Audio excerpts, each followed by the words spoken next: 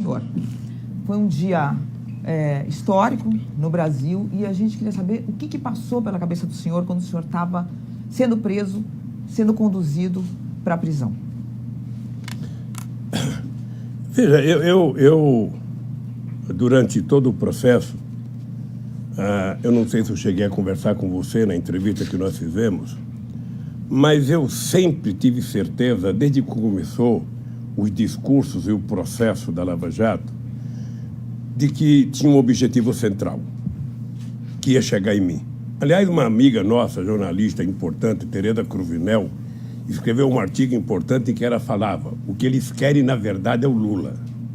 E isso foi ficando patente em todos os depoimentos.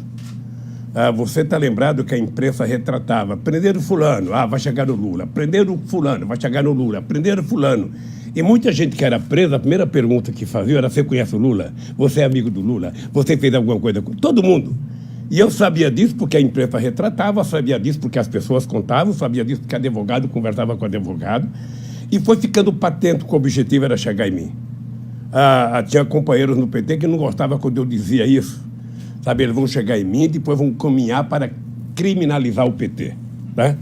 Pois bem, quando ficou claro que o objetivo central era efetivamente... tinha muita gente que achava que eu deveria sair do Brasil, tinha muita gente que achava que eu deveria ir para uma embaixada, tinha muita gente que eu deveria fugir. E eu tomei como decisão, Mônica, que o meu lugar é aqui. Eu tenho tanta obsessão de desmascarar o Moro, desmascarar o Delanhol e a sua turma, e desmascarar aqueles que me condenaram, sabe, que eu ficarei preso 100 anos. Mas eu não trocarei a minha dignidade pela minha liberdade. Eu quero provar a farsa montada. Eu quero provar, montada aqui dentro, montada no Departamento de Justiça dos Estados Unidos, com depoimento de procuradores, com filmes gravados, e agora mais agravado com, sabe, a criação da Fundação Criança Esperança do Delanhol, sabe, pegando 2,5 bilhões de reais da Petrobras para criar uma fundação para ele. Fora 6,8 bilhões da Odebrecht e fora não sei quantas outras coisas. Eu tenho uma obsessão. Você sabe que eu não tenho ódio, não guardo mágoa, porque na minha idade, quando a gente fica com ódio, a gente morre antes. Então, como eu quero viver, sabe, até os 120, porque eu acho que eu sou um ser humano que nasceu para ir até 120, eu vou trabalhar muito para provar a minha inocência e a farsa que foi montada. Por isso eu vim para cá com muita tranquilidade. Presidente, mas o senhor... Havia uma briga no sindicato aquele dia entre os que queriam que eu viesse e os que queriam que eu não viesse. E eu tomei a decisão de falar: não, eu vou lá. Eu não vou esperar que eles venham até mim, eu vou até eles, porque eu quero ficar preso perto do Moro. O Moro saiu daqui, mas eu quero ficar perto, porque eu tenho que provar a minha inocência. Mas, presidente, o senhor, concretamente, é um fato, pode ser que o senhor fique aqui para sempre. O senhor, mesmo assim, acha que tomou a decisão correta? Tomaria outra vez. O senhor já pensou que o senhor pode ficar aqui para sempre? Não tem problema. Eu tenho certeza que eu durmo todo dia com a minha consciência tranquila, que eu tenho certeza que o Delanhol não dorme, tenho certeza que o Moro não dorme. E aquele juiz do TRF4 que nem leram a sentença, sabe, fizeram um acordo lá, era melhor que um só tivesse lido e ter falado: olha, todo mundo aqui vota igual. Então eu quero, sinceramente, quem tem 73 anos de idade, quem construiu a vida que eu construí nesse país, quem estabeleceu as relações que eu restabeleci nesse país, quem fez o governo que eu fiz nesse país, quem recuperou o orgulho e a autoestima do povo brasileiro, como eu e vocês fizemos no meu período de governo, não vou me entregar. Então eles sabem que eles têm aqui um pernambucano teimoso. Eu digo sempre: quem nasceu em Pernambuco e não morreu de fome até os 5 anos de idade, sabe, não se curva mais a nada. Você pensa que eu não gostaria de estar em casa? Adoraria estar em casa com a minha mulher, adoraria estar em casa com meus filhos, adoraria estar em casa com meus netos, adoraria estar em casa com meus companheiros, mas não faço nenhuma questão, porque eu quero sair daqui com a cabeça erguida como eu entrei, inocente. E eu só posso fazer isso se eu tiver coragem e lutar por isso. Presidente, recentemente o ministro Paulo Guedes disse que o senhor não cometeu nenhum crime, que o senhor não roubou. O ministro do Bolsonaro admitiu isso. Depois, o Marco Aurélio disse, agora recentemente, que também não vê indícios de crime no triplex do Guarujá. E o Maurício Dieter, que é um dos maiores criminalistas, leu o processo e disse que também não tem crime material para sua condenação. O senhor acha que agora, com a devolução do dinheiro que foi pago pela sua esposa por esse triplex, o senhor pode tentar conseguir a sua absolvição? É possível isso? O senhor ainda acredita nisso? Por incrível que pareça, eu acredito. Você sabe que nessas coisas eu ainda continuo com a cabeça de Lulinha Paz e Amor. Eu acredito na construção de um mundo melhor, eu acredito no mundo de justiça. Veja, o que eu penso na vida? Eu penso que haverá um dia em que as pessoas que irão me julgar estarão preocupadas com os autos do processo, estarão preocupadas com as provas contidas no processo e não com a manchete do Jornal Nacional, e não com a capa das revistas, e não com as mentiras do fake news. As pessoas se comportarão como juízes supremos de uma corte que é a única coisa que a gente não pode recorrer. Sabe, que já tomou decisões muito importantes. Essa corte votou, por exemplo, célula-tronco contra uma boa parte da Igreja Católica. Essa corte já votou a questão da Raposa Serra do Sol contra os poderosos do arroz no estado de Roraima. Essa mesma corte votou a união civil contra todo o preconceito evangélico. Essa corte, ela votou as cotas, sabe, para que os negros pudessem entrar. Sabe? Então, ela já demonstrou que teve coragem e se comportou. Ora, no meu caso, a única coisa que eu quero é que vote com relação aos autos do processo. Eu não peço favor a ninguém, eu não quero o favor de ninguém, eu não quero, sabe? Eu só quero que as pessoas, pelo amor de Deus, julguem em função das provas. Porque eu tenho certeza, o Moro tem certeza. Se as pessoas não confessar agora, no dia da extrema-unção a gente vai confessar. Ele tem certeza que eu sou inocente. Esse Delayol tem certeza que ele é mentiroso e mentiu a meu respeito. Então, eu estou aqui, meu caro, para procurar justiça, para provar minha inocência, mas estou muito mais preocupado com o que está acontecendo com o povo brasileiro, porque eu posso brigar. E o povo nem sempre pode. Presidente, só retomando a pergunta da Mônica no início, sobre a prisão, o senhor aqui, durante esse 1 ano, passou por 2 momentos de muita tristeza, que foi a morte do seu irmão e depois a morte do seu neto, Arthur. O que para o senhor, depois de viver isso, fica? Quer dizer, o que fica da vida do senhor? Olha, Florestan, eu vou contar uma coisa para você. Esses 2 momentos foram os mais graves. Eu poderia incluir a perda de um companheiro como o Sigmaringa Seixas, que é meu companheiro de dezenas e dezenas de anos. A morte do meu irmão Vavá, o Vavá era como se fosse um pai da família toda. E a morte do meu neto é uma coisa que efetivamente não.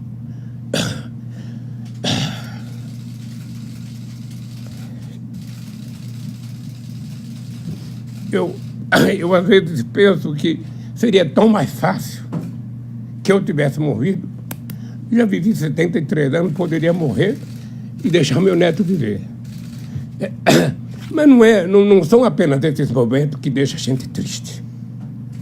Sabe, eu sou um homem que tento ser alegre, tento trabalhar muito para a questão do ódio, sabe, eu trabalho muito para vencer a questão do ódio, a questão da mágoa profunda.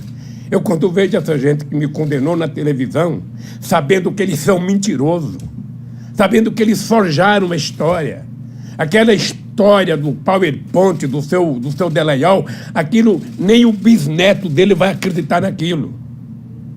Esse messianismo ignorante, sabe?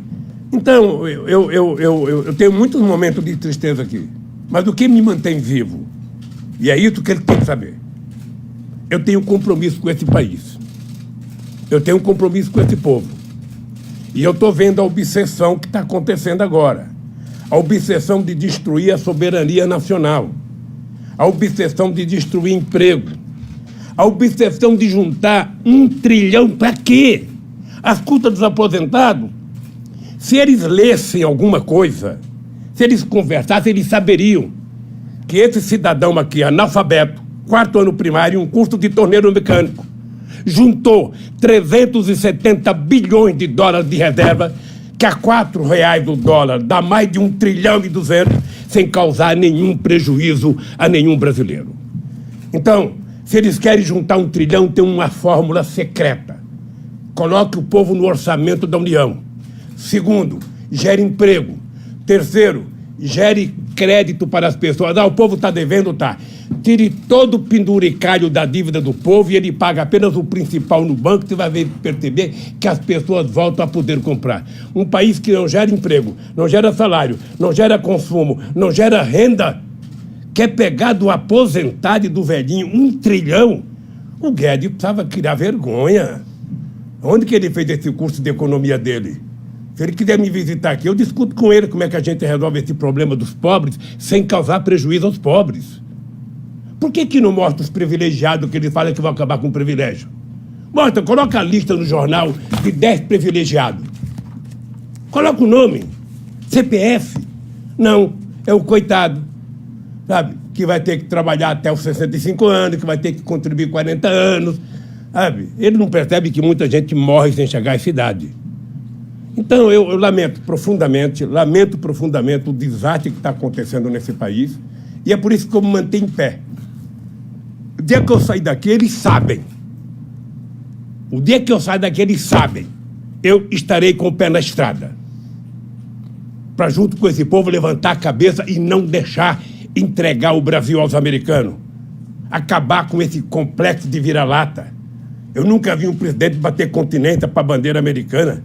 Eu nunca vi um presidente ficar dizendo: eu amo os Estados Unidos, eu amo. Ama a sua mãe, ama o seu país. Que ama os Estados Unidos, que ama... Alguém acha que os Estados Unidos vai favorecer o Brasil?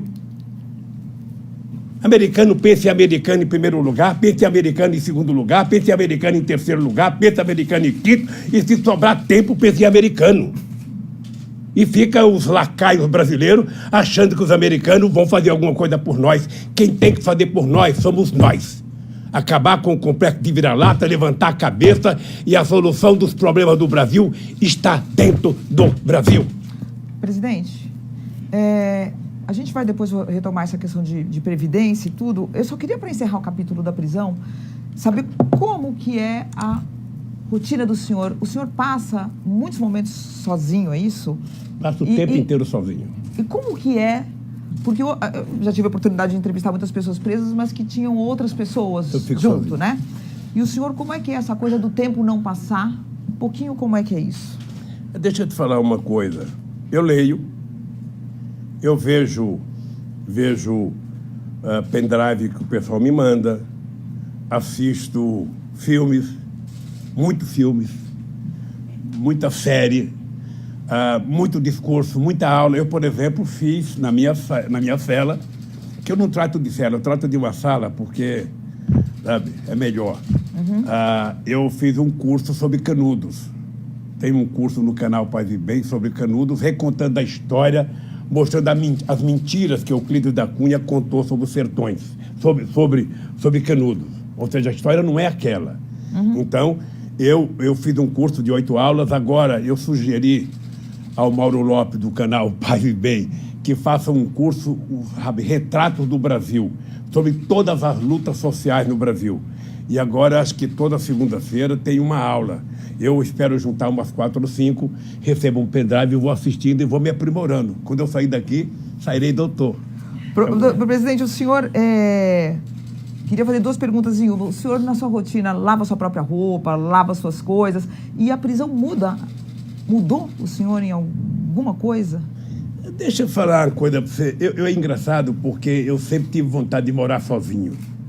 Quando eu fiquei viúvo a primeira vez, em 1971, eu fiquei bravo com a minha mãe, porque meu sonho era alugar um kitnet e morar sozinho. Minha mãe morava com a minha irmã, minha mãe abandonou a minha irmã, foi na minha casa e exigiu que eu alugasse uma casa para morar comigo. Eu morei com a minha mãe durante 3 anos e meio. Então eu sempre quis morar só. Sabe aquele sonho que eu nunca tive? sabe, jogar a cueca para qualquer lado, a meia para qualquer lado, a camiseta para qualquer lado, ou seja, não ter que colher, não ter que prestar conta, não ter ninguém atrás de mim. Colhe, sabe, recolhe, põe na gaveta, põe no chuveiro. Sabe? Hoje eu faço isso. Sabe? Mas eu preencho meu tempo vendo muita coisa. Eu assisto reuniões... É o senhor que lava suas roupas, suas coisas? Não. Não, as pessoas trazem. Eu tá. mando para o meu pessoal lavar. Tá. Mas eu curto a solidão tentando aprender, mentalizar a minha espiritualidade, sabe? Tentar gostar mais do ser humano, tentar ficar um pouco mais humano, sabe? Eu acho que eu vou sair daqui melhor do que eu entrei, com menos raiva das pessoas, sabe? Eu vou sair um cidadão bom daqui. E motivado para brigar. Estou doido para fazer uma caravana. Tem um grupo de pessoas militantes, que estão aí na porta, que dizem bom dia, boa tarde e boa noite para o senhor todos os dias. O senhor escuta esse grito de boa noite, boa tarde, bom dia? Como é que é para o senhor? Não, eu escuto todo santo dia, bom dia, boa tarde, boa noite. Quando tem atividade, que eles colocam um carro de som um pouquinho melhor, eu escuto o discurso das 9 horas da manhã às 9 horas da noite, ou seja, música, canto, é tudo. Sabe, eu, sinceramente, não sei como um dia eu vou poder agradecer essa gente. Tem gente que está aqui exatamente desde o dia que eu cheguei aqui. Vai para casa, às vezes, lava roupa e volta para cá. Então, eu serei eternamente grato. Não sei se isso já aconteceu alguma vez na história com alguém, sabe? Mas eu sinceramente, não sei como fazer para agradecer. Eu já disse para todo mundo aqui, certamente a polícia tem suas regras, o meu pessoal tem suas regras, mas quando eu sair daqui, eu quero sair daqui a pé e quero ir lá no meio deles. A primeira cachaça eu quero tomar com eles. Presidente, e brindar. Vamos falar um pouco de política nacional. O seu partido perdeu a eleição do ano passado e a extrema-direita chega ao poder com o voto de muitos eleitores que eram do PT. Como é que o senhor avalia essa guinada à direita de um eleitorado que era tão grato à sua administração? Vamos só relativizar tudo isso. Porque uma das coisas que eu esqueci de falar na pergunta da Mônica Florestan, importante é que uma das condições que fez com que eu também viesse para cá era porque não havia nenhum advogado naquele instante que não garantisse que eu disputaria as eleições sob júdice. Tá? Havia uma certeza, sabe, de muitos juristas de que não haveria como impedir a minha candidatura. Mesmo condenado, eu poderia concorrer sob júdice. E eu tinha certeza e estava com orgulho muito grande de ganhar as eleições de dentro da cadeia. É importante lembrar que eu quis 16 pontos aqui dentro. 16 pontos, sem poder falar. Aí, quando o ministro Barroso fez aquela loucura, sabe, que eu tive que assinar uma carta dizendo para o Haddad ser o candidato, ali eu senti que nós estaríamos correndo risco, porque a transferência de voto não é uma coisa simples, não é uma coisa automática. É uma coisa que leva tempo e eu também tinha certeza que o Haddad poderia representar muito bem a candidatura, como ele representou muito bem a candidatura. Sabe? Nós tivemos uma eleição atípica no Brasil, vamos ser francos. O papel do fake news na campanha, a quantidade de mentira, a robotização da campanha na internet foi uma coisa maluca. E depois a falta de sensibilidade, sabe, dos setores de esquerda não se unir, sabe? A coisa foi tão maluca que a Marina, que quase é presidenta da República em 2014, teve 1% dos votos. Sabe? A coisa é tão maluca, sabe, que muita gente, e eu respeito o voto do o povo não é bom só quem vota em mim, eu respeito o voto do povo, qualquer que seja o voto do povo, tal. Mas a verdade é que o povo votou, sabe? Eu nunca tinha visto o povo, eu não pude nem votar. Então, conto um voto a menos para o Haddad, que foi o meu, que eu não pude dar. Eu nunca tinha visto o povo com tanto ódio nas ruas. Eu fui muito a estádio de futebol. Todo mundo sabe que eu sou corintiano. Eu ia com palmeirense, com santista, com São Paulino, a gente brincava, brigava. Sabe? Mas agora era uma loucura, era uma questão de ódio. E eu tenho acompanhado por leitura, está no mundo inteiro assim. Está no mundo inteiro, ou seja, a política está efetivamente demonizada e vai se levar um tempo muito grande para a gente poder tratar a política com mais seriedade. Veja o caso do Brasil, só para ter uma ideia do caso do Brasil. O que você tem visto nesses 4 meses? Eu não esperava que o Bolsonaro fosse resolver o problema do Brasil em 4 meses. Só propõe, sabe, fazer análise de 100 dias quem nunca governou. Sabe, quem acha que em 100 dias pode apresentar alguma coisa, realmente ele não aprendeu a sentar a bunda na cadeira.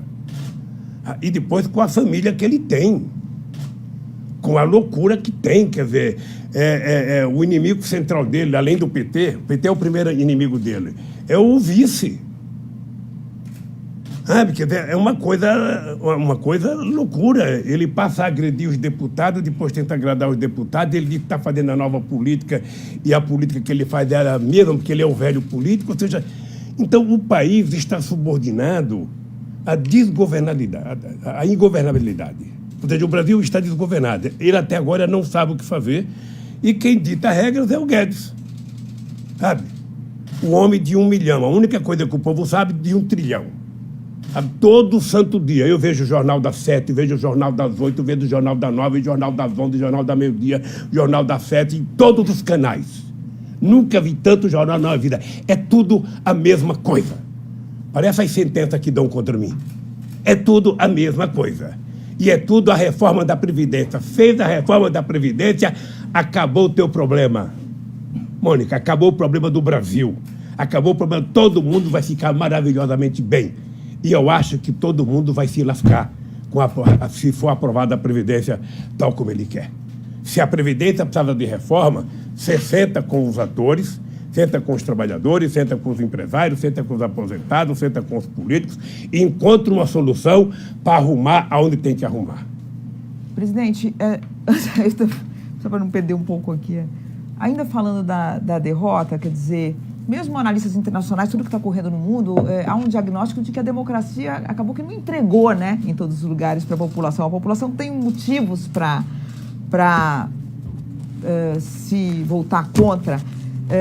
E eu queria saber que recado que o senhor pegou dessa derrota. Quer dizer, dá para a gente culpar a Globo, dá para a gente culpar esse, aquele, mas também tem a responsabilidade do próprio PT, do senhor, porque vocês ficaram muito tempo no poder, houve corrupção de fato, muitas coisas foram comprovadas. Que autocrítica que o senhor faz, a famosa autocrítica? Não, mas sério, se depois de todo esse tempo a gente pode ter do senhor alguma avaliação dos erros do PT e de como o PT agora, sem o senhor, pelo menos durante um tempo, vai para frente? Ou se continua hegemônico, Mônica, nesse campo de centro-esquerda? O PT, obviamente que nós reconhecemos que perdemos as eleições. Nós perdemos as eleições. Agora é importante lembrar a força do PT. Porque só eu, pessoalmente, tenho mais de 80 capas de revista contra mim. Quando eu fui preso, eu tinha 80 horas de Jornal Nacional contra mim. Mais 80 horas da Record, mais 80 horas do SBT, mais 80 horas da Bandeirantes, mais 80 horas de um monte de coisa. E eles não conseguiram me destruir. Isso significa que o PT tem uma força muito grande. O PT não foi destruído, o PT perdeu uma eleição. Mas o PT provou que é o único partido que existe nesse país enquanto partido político. Quando você falar de partido político no Brasil, você lembra do PT. O resto é sigla de interesses eleitorais em momentos certos. Quem acabou foi o PSDB. Esse acabou. Esse foi dizimado. Então, veja. Então, o PT perdeu as eleições. Acho que o PT, sabe, deve ter cometido erros durante os nossos governos. Devemos ter cometido erro. A parte da corrupção, Você presidente. veja, o Ayrton Senna cometeu um erro só e morreu. A parte da corrupção. O que Ela o senhor pode acha? ter a vida. Agora, se ela foi a vida, que se faça prova. Se faça prova. Teve corrupção, você investiga, a polícia investiga, faz acusação, prova, está condenado. Fomos nós do PT que criamos todos os melhores mecanismos para apurar a corrupção. Não foi nenhum adversário, fomos nós. Não foi o Moro, não foi ninguém, foi o PT, no governo Lula e no governo Dilma, na administração Márcio Tomás Bastos e Tacho Genro, mais o Zé Eduardo Cardoso, que criou todos os mecanismos para garantir fortalecimento da Polícia Federal, com investimento em mais gente, mais inteligência, fortalecimento e independência do Ministério Público, transparência que nós criamos, Mônica, que eles acabaram agora. A transparência, você poderia saber o papel que a presidenta usava, porque a gente queria transparência. E combater a corrupção é uma marca do PT. Olha, se alguém do PT cometeu um erro, e alguém tem que pagar. Por isso, a única coisa que nós queremos é que se apure, que se investigue. Na hora que for investigado e for julgado, sabe, foi Atropelando condenado. um pouco meu colega. Eu falo por Depois mim. ele vai ter 3 perguntas para fazer. Eu falo seguida. por mim. Por mim eu falo não o seguinte. perder Então, desafio Moro, desafio Deleiol, desafio 209 milhões de brasileiros, inclusive você, que é minha jornalista, sabe, a provar a minha culpa. Presidente, eu fiz essa pergunta para o senhor, só depois vai fazer 3 perguntas. A questão de crime, a gente pode ter até a questões de condenações que são revistas na história depois. Eu não quero entrar no mérito da sua condenação, mas eu quero... Mas é difícil, viu? Entrar Porque... no mérito, por exemplo, se a gente pegar o caso do sítio, que o senhor, na verdade, houve uma reforma, essa reforma comprovadamente foi feita e o senhor usufruiu dessa reforma. Ainda que não haja crime aí, isso é uma questão que a justiça vai decidir, não é um erro, não houve erro. O senhor não admite nenhum erro, presidente. O senhor não acha que poderia ter sido mais cuidadoso? Deixa eu falar uma coisa para você. Eu poderia ter aceito nunca ir àquele sítio. Então, eu cometi um erro de ir no sítio. Tá? Eu disse, e está provado, tá? Eu disse e está provado, que eu fiquei sabendo daquele maldito sítio dia 15 de janeiro de 2011. Tá? E o sítio tinha dono, pré-dono e bidono. O Jacob Bittar era meu amigo de 40 anos. O Jacob Bittar comprou o sítio no nome do filho dele, com cheque, sabe, dado pela Caixa Econômica Federal, e a polícia sabe disso, a polícia investigou. Nós tivemos policiais e procuradores visitando casa de trabalhador rural, visitando casa de pedreiro, visitando casa do caseiro, perguntaram até para as galinhas: você conhece o Lula? Você sabe se o Lula é dono? Nem as galinhas falaram. Porque eu não era dono, porque se eu quisesse eu podia comprar. Eu podia comprar. Então, se eu cometi o erro de ir num sítio, sabe, que alguém pediu, a Odebrecht reformou, ou não sei quem reformou, então vamos discutir a questão ética, não vamos discutir a questão de corrupção. Tá? Vamos discutir outra questão, é outra questão. Acontece, Mônica, que o impeachment, a cassação da Dilma e o golpe não fecharia com o Lula em liberdade. Não fecharia com o Lula em liberdade. Então, qual é o meu incômodo? Olha, se eu tivesse aqui preso e o salário mínimo tivesse dobrado, pô, seria... O Lula realmente era um desgraçado, prendeu e melhorou o povo. Mas não, acabaram agora com o aumento real do salário mínimo. Se eu tivesse aqui e o povo estivesse trabalhando com carteira assinada, não inventaram agora uma história de uma carteira verde e amarela. Você vai receber logo, logo, você vai receber verde e amarela. Verde e amarela é se você quiser, sabe, ter uma aposentadoria, sabe, você pagando pelo banco ou ter aposentadoria normal. Essa opção, ela é mentirosa. Nenhum empresário vai contratar um trabalhador que não esteja com carteira verde e amarela. Foi assim no Fundo de Garantia. Eu estava dentro da FARC em 1967. O patrão chegava e dizia: você vai fazer opção para o Fundo de Garantia ou vai ficar na estabilidade? Vou ficar na estabilidade, então fora. Era assim. Então, essa gente pensa que o povo é imbecil para ficar mentindo o tempo inteiro para o povo. Você, quando fala autocrítica para mim, eu acho que nós devemos ter muito erro. Eu, por exemplo, tive um erro grave. Eu poderia ter feito a regulamentação dos meios de comunicação.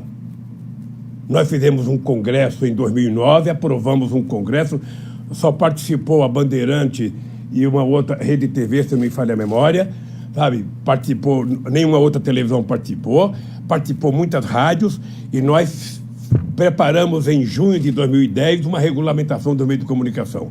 Ao invés de dar entrada no Congresso, porque ia ter eleição, eu falei, não, vamos deixar para o novo governo. E deixei para o novo governo. A razão pela qual a Dilma ou o Paulo Braga não entrou, eu não sei. Mas essa é uma autocrítica que eu faço. Uma autocrítica que eu faço. Agora, pergunto o seguinte, imagina se todo mundo nesse Brasil fizesse uma autocrítica. A elite brasileira deveria estar agora fazendo autocrítica. Puxa vida, como é que a gente ganhou tanto dinheiro no governo do Lula? Como é que o povo pobre vivia tão bem? Como é que o povo pobre estava viajando para o Piauí, para Sergipe, para Garanhuns de avião, e agora nem de ônibus pode viajar?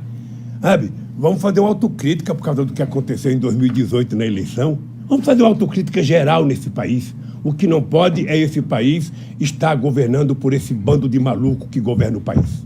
O país não merece isso e, sobretudo, o povo não merece isso. Presidente, a Odebrecht admitiu ter pago 29 milhões de propina no Peru entre 2005 e 2014, em troca da obtenção de contrato. Ao todo, a Transparência Internacional destaca que houve uma espécie de fordismo de corrupção com 788 milhões de dólares distribuídos em 12 países e que o esquema da Odebrecht foi facilitado pelo apoio do BNDES para suas operações, que contavam sempre com a sua abertura de portas para a empresa. Todo o esquema global contava com financiamento ilegal de campanhas nos diferentes países, sempre aliados do PT e do Brasil. O senhor tinha ciência dessas empresas? Quem é que está falando isso? A Transparência Internacional. Com base no quê? Eu não sei, eles levantaram esses dados. Levantaram, deve ter lido o jornal O Globo. Só pode ser. Porque deixa eu lhe contar uma coisa. Deixa eu contar uma coisa para você que é um jornalista inteligente. O presidente da República, ele não tem como interferir na burocracia do BNDES para empréstimo. O BNDES foi criado para financiar o desenvolvimento brasileiro. E eu lembro que no tempo do Fernando Henrique Cardoso, quando eu fiz a campanha em 2006, o Alckmin tentou dizer o Lula financia o metrô de Caracas, sabe, enquanto não financia o meu aqui. E eu lembrei para ele que quem tinha feito o acordo para financiar o metrô de Caracas era o Fernando Henrique Cardoso, e fez bem. Porque quando o Brasil financia o desenvolvimento de um país através do BNDES, o Brasil está exportando serviço, está exportando engenharia, está exportando máquina, está vendendo coisa para lá. Você percebe? É um ganho extraordinário para um país que quer ter importância no mundo. Então, o BNDES tem uma burocracia em que o presidente da República não decide. Tem uma coisa chamada COFIEX e COFIG, sabe? Que participa ministro da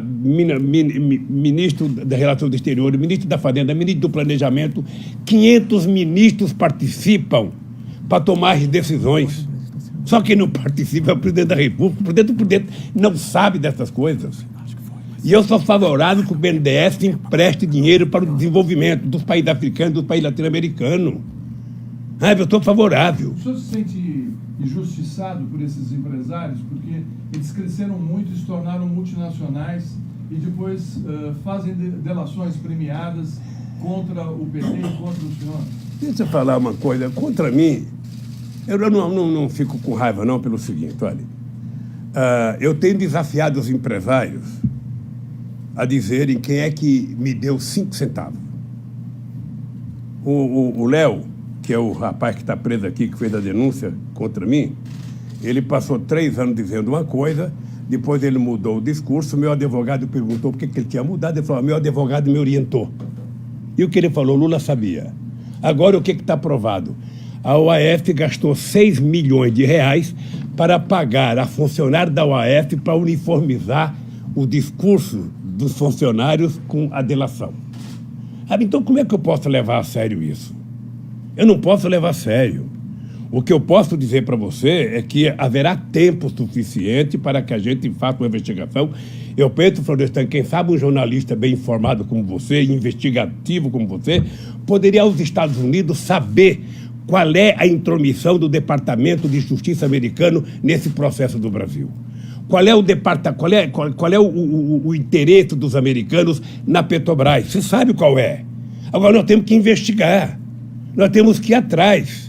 Eles nunca engoliram o fato de eu dizer que a Petrobras era nossa, que o petróleo era nosso, que o petróleo seria o passaporte do futuro, que 75% do roda da Petrobras ia para cuidar da educação e que a Petrobras teria 30% direto, ou seja, que quem quisesse entrar aqui teria que pagar o que nós quiséssemos. Aí o Wikileaks vaza aquele documento do Serra, ligando para a Chevron, dizendo, olha, venha para cá que nós vamos dar um jeito e tal. E deram um jeito. Aonde que esse país vai para frente se não tiver gente que se respeita, gente que gosta do país e gente que entende que um país que tem a riqueza minerais, sabe, que o Brasil tem, que tem a floresta, o potencial da água doce, o petróleo que nós temos, quase 17 mil quilômetros de fronteira seca, 8 mil quilômetros de fronteira marítima, petróleo a 200 milhas, ou seja, os americanos, foi só a gente anunciar o pré-sal, os americanos recuperaram a quarta frota que funcionou na Segunda Guerra Mundial. Qual foi a resposta que eu dei para os americanos? Criei o Conselho Sul-Americano de Defesa para juntar os nossos exércitos aqui contra a intromissão dos Estados Unidos. Então, a coisa que mais acontece no Brasil é denúncia. E eu sou favorável que todas as denúncias feitas sejam apuradas, sabe, seja investigada. Todo mundo sabe que quando eu era presidente, eu era contra policial federal investigar alguma coisa e denunciar antes de ter a prova, porque a coisa mais fácil do mundo é a imprensa investigar para você. Porque aqui no Brasil virou norma, ou seja, você é condenado pela manchete dos jornais. Quando o processo sair, se você saiu que você não cometeu nada, você já está condenado. Você não vai mais na rua, seu filho não vai mais na escola, porque a condenação é a priori.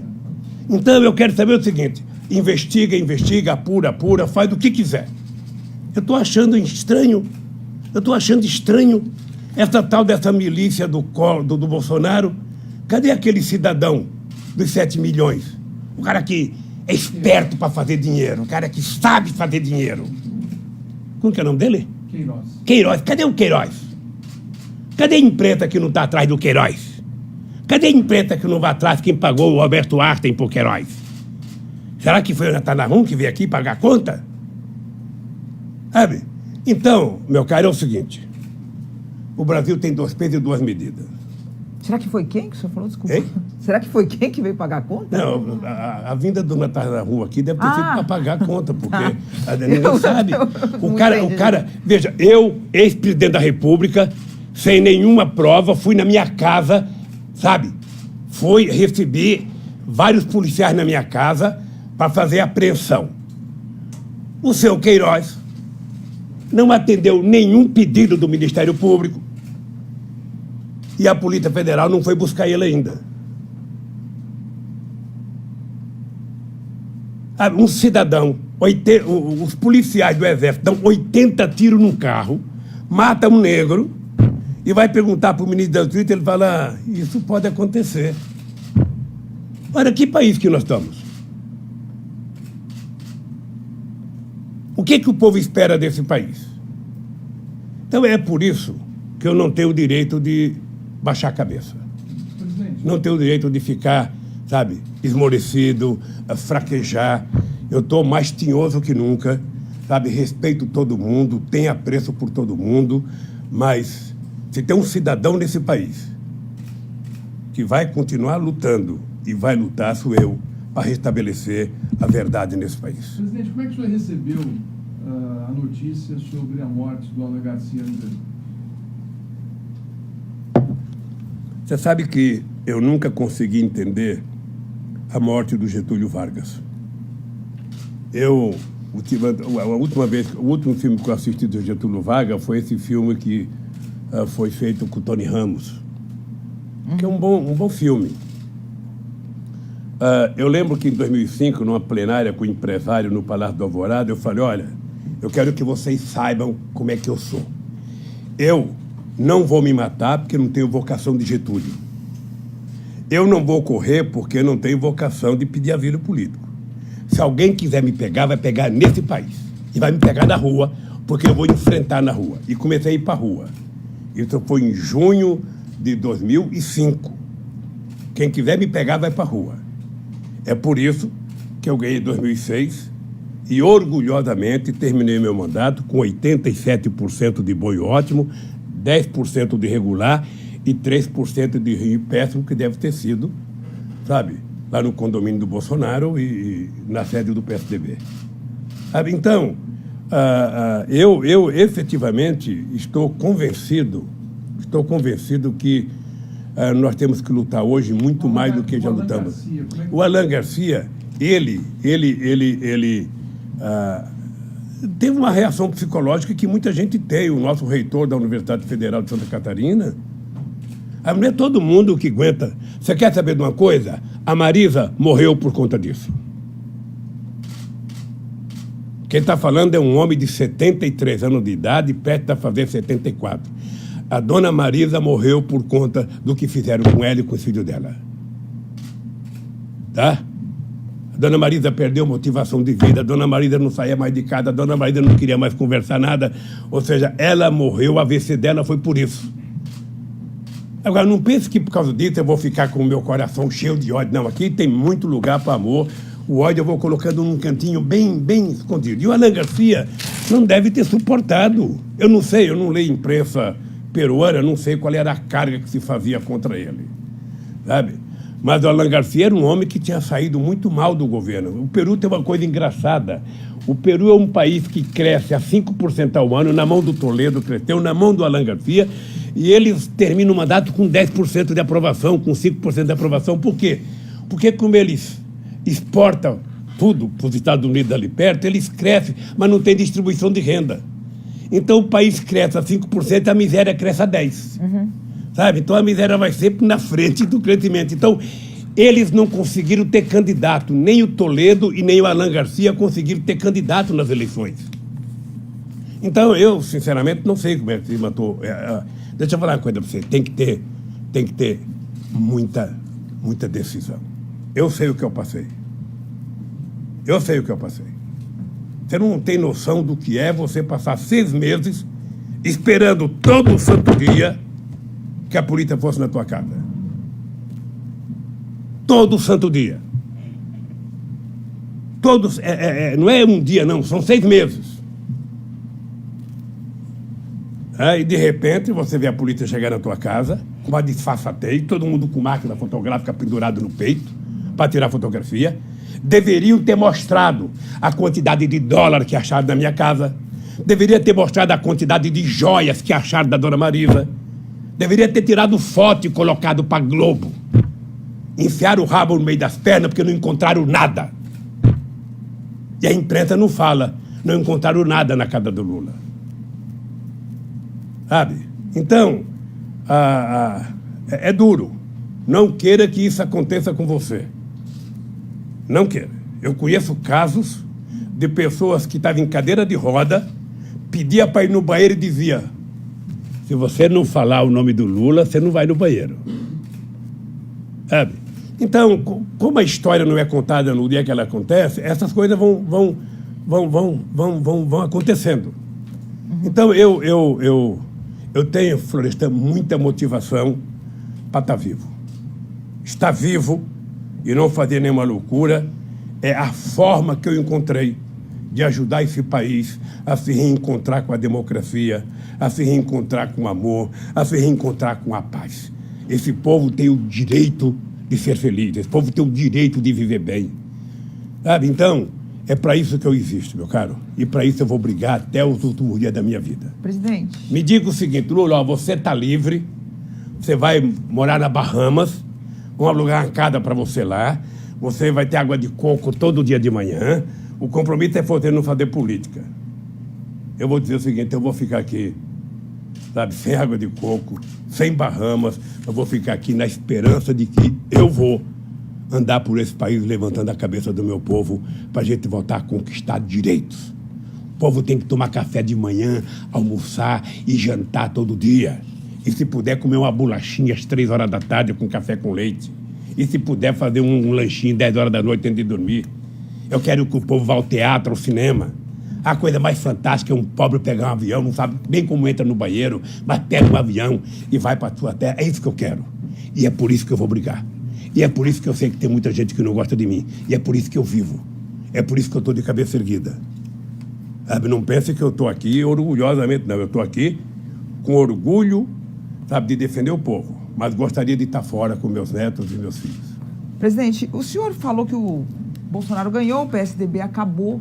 Então eu queria saber se o senhor vê agora como seu principal adversário, ou das forças que o senhor representa, ou das forças que estão na rua e que são do mesmo, compartilham com as ideias do senhor. Quem que são agora os principais adversários? Bolsonaro vai durar? Moro tem expectativa de poder ou não? Militares que chegaram, obviamente, passaram a protagonizar, né? Sempre estiveram no Estado, mas passaram a ter protagonismo. O senhor acha que isso é algo que veio para... Então, a vida inteira... Estou perguntando de verdade, para o analista Lula e não... A vida inteira vocês glosaram de mim porque eu falava menos laranja, que eu falava... Mas o Bolsonaro falar conge... O Moro falou conge. O Moro falar conge é uma vergonha. Sinceramente, é uma vergonha, porque, sabe... É o mínimo que deveria saber, porque está escrito no Código Penal, vários artigos que falam de cônjuge. Deixa eu falar, o Moro não sobrevive na política. E o Bolsonaro, ou ele constrói um partido político sólido, ou do jeito que está, também não perdura muito, porque ali você tem uma quantidade difusa de interesses. É só pegar a quantidade de sigla para uma pessoa que diz que não gosta de política. Eu não sei como é que você é deputado 27 anos e diz que não gosta de política. Eu não sei como é que você faz um filho vereador, outro deputado federal, outro senador, e você não gosta de política. Então, ele vai ter que ter muita capacidade. Foi uma farsa aquilo, coitado, uma loucura que eu achava que fazendo uma lei, criando o primeiro emprego e pedindo para os empresários que eu ia pagar R$200, que gerar emprego. Nem o empresário gera emprego porque eu estou dando R$200 para ele. O que vai gerar o emprego é quando eu fiz os puxadinhos da Caixa Econômica Federal, que eu fiz financiamento para construir um puxadinho, aconteceram no mesmo ano 10 fábricas novas de cimento no Brasil. Então, quando você faz a economia, o povo come um pãozinho a mais, toma um cafezinho a mais, toma uma cervejinha a mais, ganha R$1 a mais, compra um chinelo a mais. Aí você começa a gerar emprego no país. Presidente. Você começa a gerar emprego no país.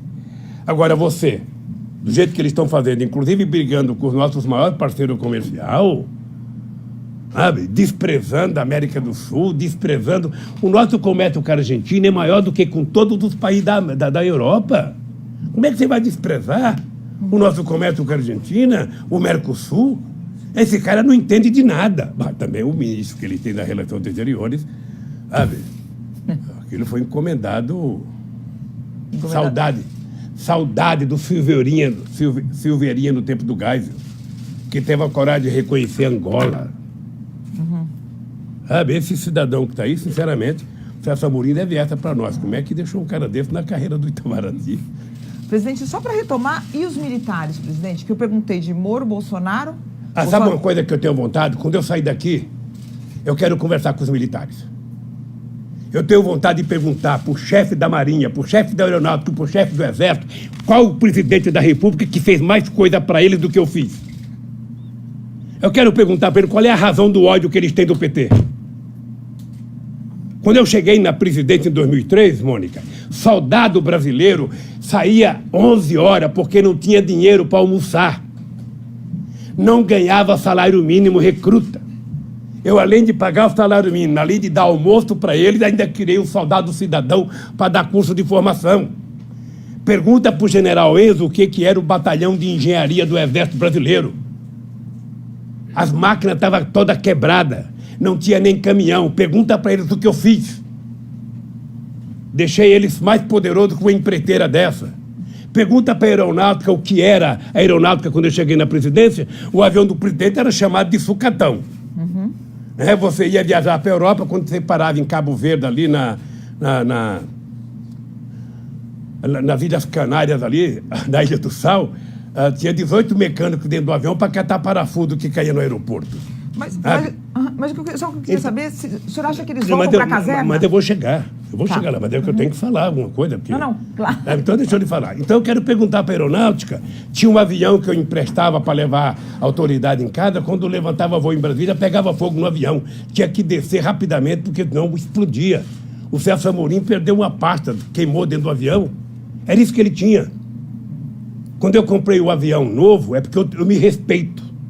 Eu, se pudesse, ia de jegue para a Europa. Como eu não podia ir, eu tive a coragem de comprar um avião. Hoje eu me arrependo de não ter comprado um Airbus 140. Fui comprar logo um menor. Eu comprado um grandão.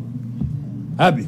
Pois bem, peguei acho que 15 ou 20 aviões da Rio Sul, que não pagou o BNDES, foi dado para a aeronáutica. Deixar a aeronáutica com cara de força aérea. É só perguntar. Pergunto para a Marinha. Eu fui visitar o Barão de Tefé, lá na base brasileira, na Antártica. Eu cheguei lá, um país grande não pode ter um navio de pesquisa daquele. Se o cara entrasse com a barriga, a bunda ficava para fora do lugar que tem que fazer pesquisa. Sabe? Nós autorizamos o almirante comprar um navio decente. Caparaó, por exemplo, o governo não dava dinheiro para enriquecer urânio. Pergunta para ele quem foi que garantiu 30 milhões por mês para Caparaó funcionar. Então é o seguinte, eu não sou contra militar fazer política, não. Militar quer fazer política, sai do exército, vai para a reserva, sabe? Aliás, é importante lembrar que a política no Brasil começou com o Marechal Deodoro da Fonseca. Eles fazem política no Brasil, eles só não tiveram participação no poder decisivo no governo Fernando Henrique Cardoso e no meu governo. No entanto, eles tiveram. E no da Dilma também. Então, parecia que eles voltaram para a caserna e agora parece que veja, E o Mourão? Eu acho que se você tiver um militar competente e ele for tecnicamente competente e especialista numa coisa, não tem problema que ele vá para o governo. O senhor acha que Agora, o que não pode, Mourão, é do jeito que está. Não dá.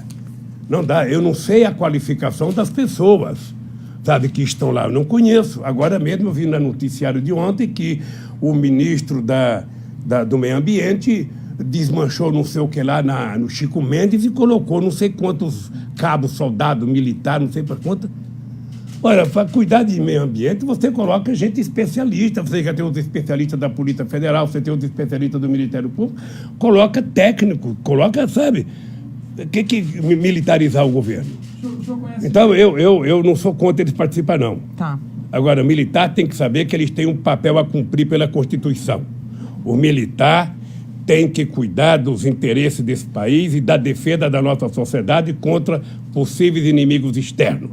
Nós temos quase, entre fronteira seca e fronteira marítima, quase 22 milhões de quilômetros quadrados. É muita coisa para os militares cuidar. Muitas coisas. A burocracia, queria que você falasse vamos do deixar para a Mourão. burocrata. O senhor tem acompanhado os movimentos do general Mourão? Eu não posso falar porque eu também não conheço o Mourão. Eu não posso falar. Eu sou agradecido, por exemplo, de um gesto dele na morte do meu neto. Sabe? Ele foi um cara que disse, diferentemente do filho do Bolsonaro, que postou uma série de asneira no Twitter, ele foi um cara que deu uma declaração de que era uma questão humanitária eu ir visitar o meu neto. Eu estou vendo a briga, eu vou acompanhando a briga. Ninguém nunca mais, Mônica, presta atenção, ninguém nunca mais vai ter nesse país uma dupla harmônica como Lula e Zé Alencar. Sabe? Um sindicalista e um empresário. Sabe? Que fez esse país ter orgulho. Que fez esse país crescer. Sabe? Eu duvido, Mônica, que tenha um empresário nesse país ter sido tratado com mais respeito por qualquer governo do que por mim. Duvido. A diferença é que eu tratava ele bem, mas também tratava o sem terra, tratava o sem casa, tratava os moradores de rua, tratava, sabe? Tratava a sociedade brasileira. Então, eu posso te dizer, Mônica, esse povo é a minha motivação. Eu quero que você saia daqui e você retrata o seguinte: você não conversou com um cidadão alquebrado.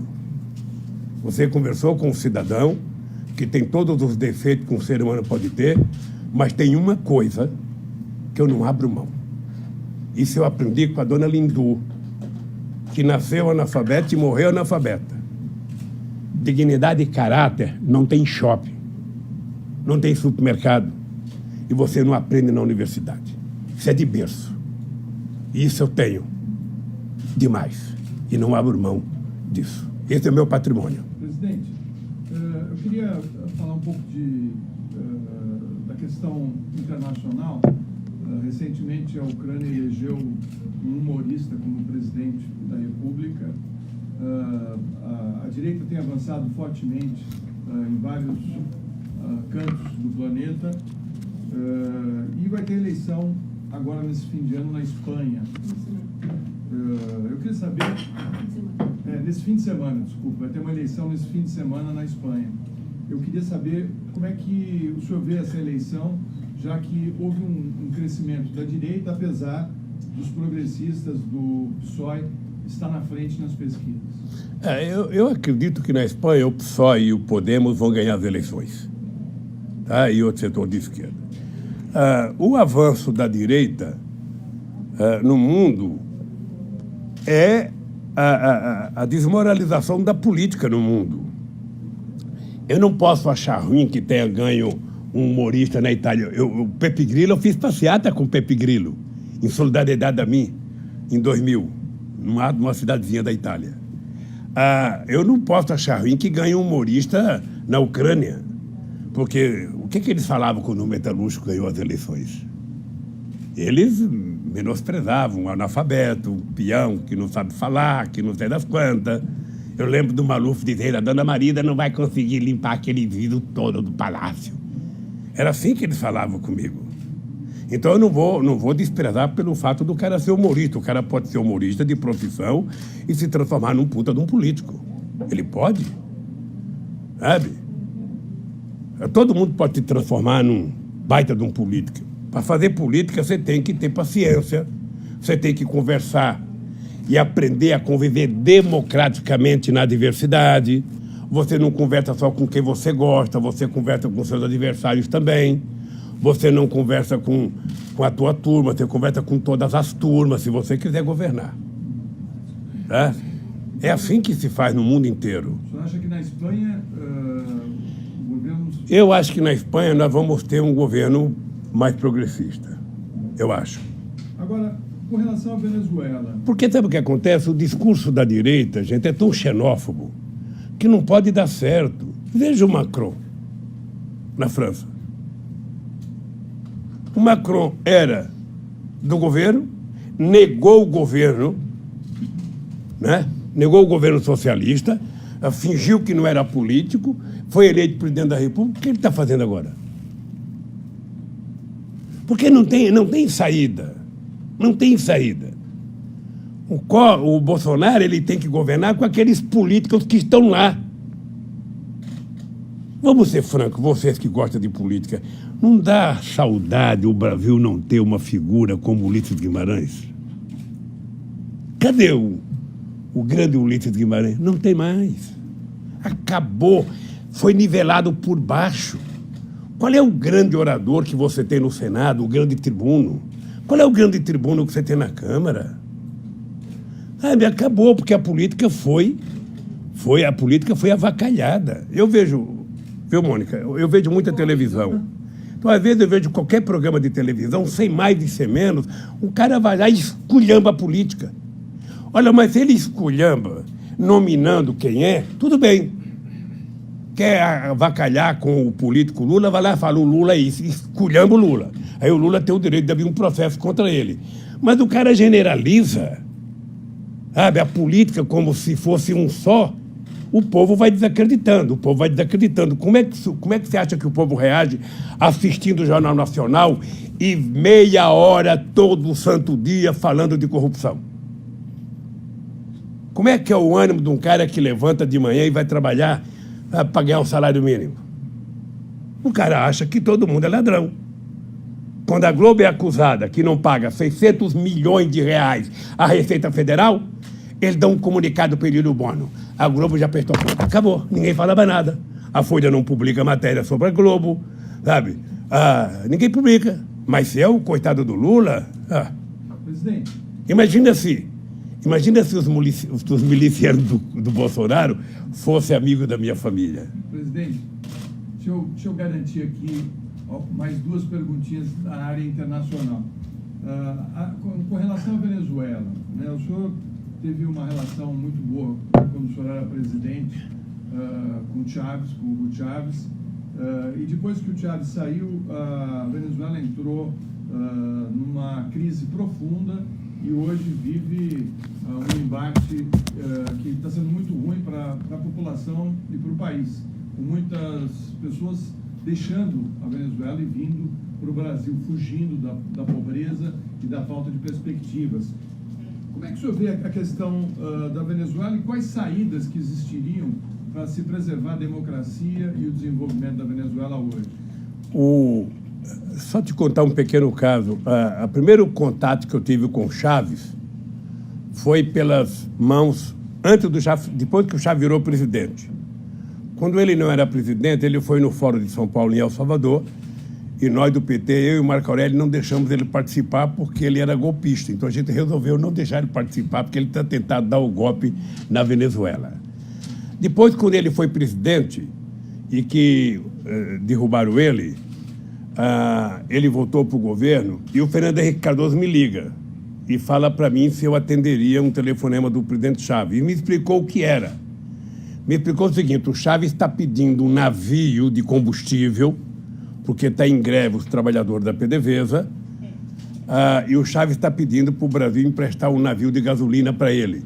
Eu, por mim, empresto, Lula, mas como você já ganhou as eleições, embora não tenha tomado posse, eu disse para o Chávez que é você que decida. Aí o Chávez me liga e eu decidi mandar o avião de gasolina para ele, o navio de gasolina. Foi a primeira vez. O Chávez era uma figura estupenda. Era voluntarista, eu tinha discordância política com o Chávez, mas era uma figura encantadora, sabe? Era aquele cara que fazia você se sentir bem em qualquer lugar, mas ele era muito voluntarista, sabe? Era complicado. O Celso Amorim pode te contar. Eu tomei posse dia 1º de janeiro, dia 21 de janeiro, eu já tive que criar um grupo de amigos para resolver o problema da Venezuela. E eu criei um grupo de amigos, colocando Estados Unidos, colocando Espanha. Por que Espanha? Porque o Aznar tinha sido o primeiro presidente a apoiar os golpistas.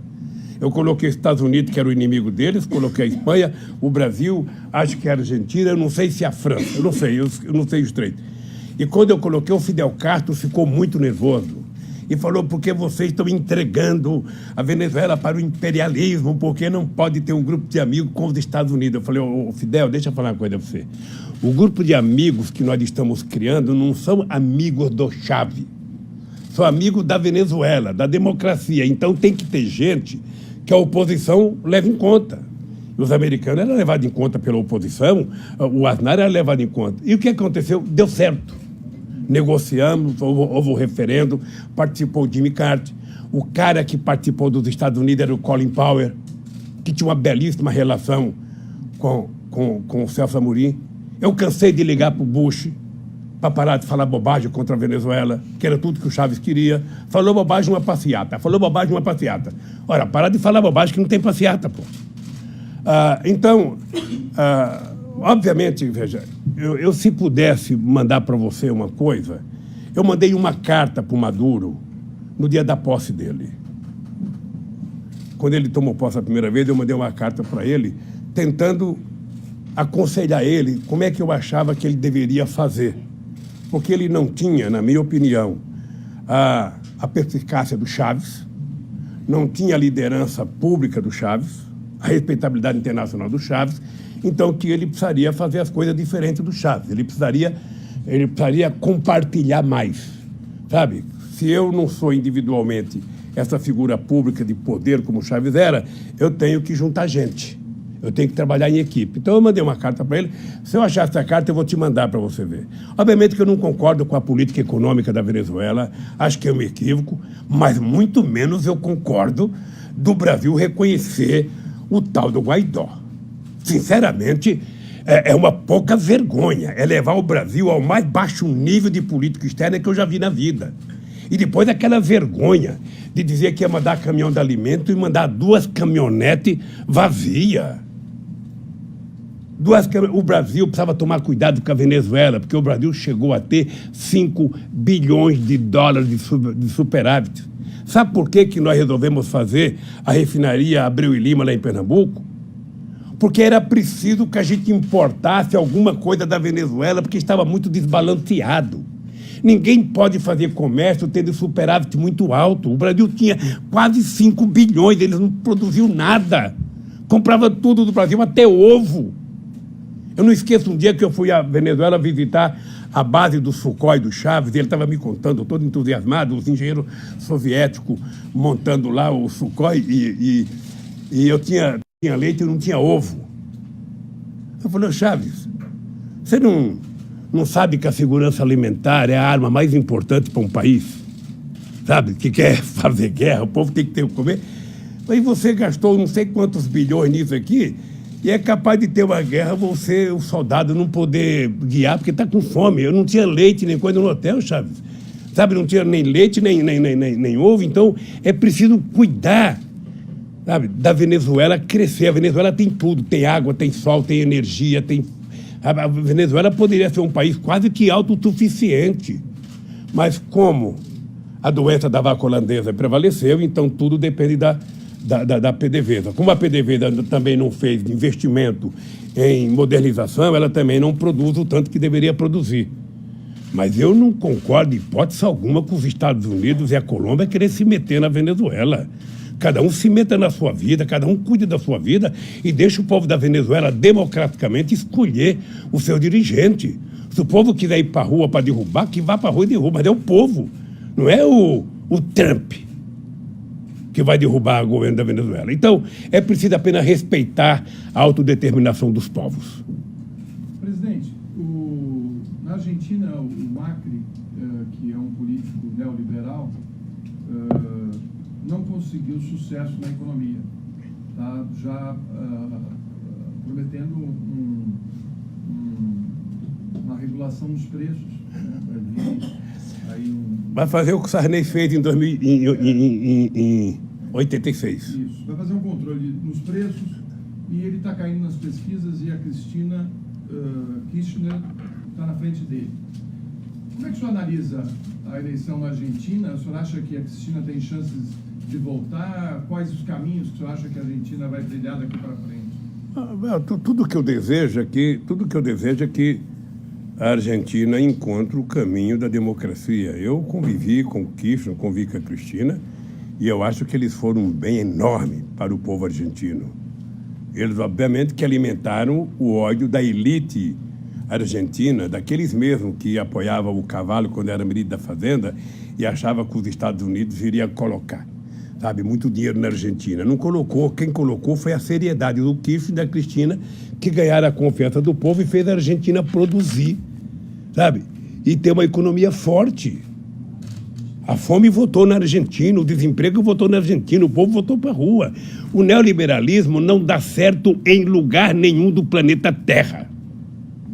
Me prove em algum lugar. Todo mundo que fica aceitando a receita do ajuste fiscal não dá certo. Você quer diminuir a dívida pública no Brasil? Você gostaria de diminuir? Aumenta o crescimento econômico, aumenta o PIB, produz mais pão, mais feijão, mais arroz, mais carro, sabe? Mais salsicha, mais linguiça, mais carne, que você aumenta o PIB e cai a dívida pública. Então, eu estou torcendo para que a Cristina, se ela for candidata, ganhar as eleições. O povo argentino, na sua maioria, vai ser muito mais feliz. Presidente, como é que o senhor viu a declaração do César Battisti, depois secretário de Estado, dizendo e admitindo que participou de 4 assassinatos?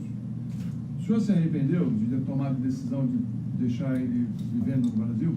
Eu não me arrependi porque eu não sabia. Veja, eu recebi informações através do Ministério da Justiça que tinha conhecido o processo e que ele não tinha crime. Com base nisso, o Tarso orientou a tomar a decisão. Nós tomamos a decisão. Ora, se depois disso ele assumiu o que fez, eu lamento profundamente. Aliás, eu não conhecia o Battisti, porque eu acho que eu não fazia parte da turma que ele tinha confiança. Tá? Então esse cidadão ficou no Brasil, sabe? Foi preso na Bolívia, e eu não o conhecia, mas eu lamento profundamente que ele tenha confessado. Meu amigo Mino Carta tinha razão, porque o Mino bateu muito. O Mino bateu muito no PT por conta da decisão do PT. Entendeu? Que eu encontrei o Mino Carta, eu vou dar um abraço nele e falar: Mino, desculpa, você tinha razão com o tal do Batista. Também não sei as condições que ele confessou, né? Também não sei, porque uma porradinha aqui, uma porradinha lá, um choquezinho aqui, outra acolá. Aí o cara termina falando coisa que eu não sei se falaria. Hein? Você acha que na... Não sei. Aí essa suposição é só maldade minha. Presidente, queria voltar um pouquinho para a política nacional. Como é que o senhor está vendo o quadro e como é que vai ser o PT com a esquerda? O senhor soube, né? Eu imagino que o senhor sabia que estou vendo que o senhor está informado de tudo.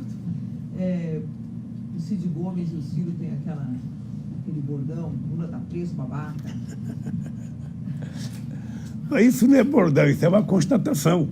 Eu estou preso, não precisava chamar. Não chateado, não? Só não precisava. Não, veja, só não precisava chamar os outros de babaca. Mas dizer que o Lula está preso é apenas constatar. Só ler o jornal que vê que eu estou preso.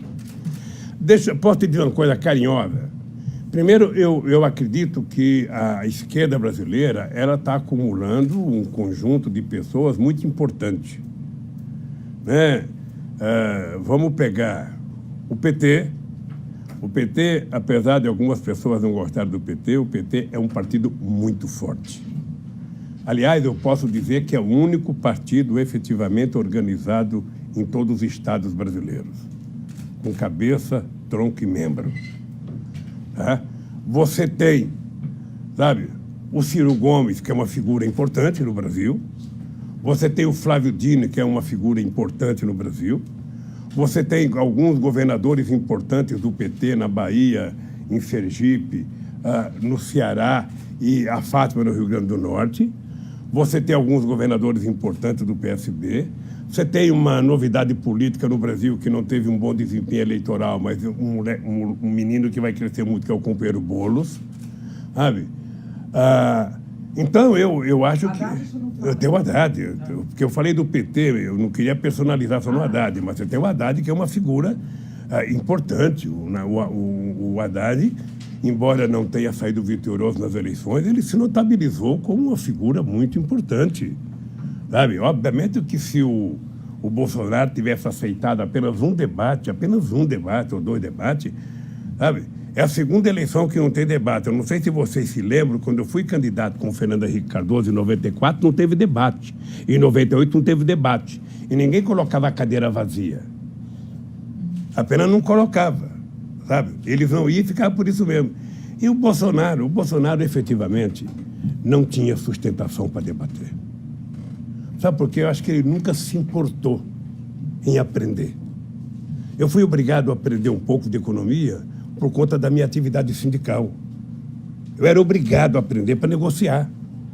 Eu era obrigado a aprender. Depois, no PT, eu fazia, pelo menos uma vez por mês, reuniões com 30 dos mais renomados economistas desse país. E, sabe? Então, eu acho que o Bolsonaro não gosta, sabe, disso.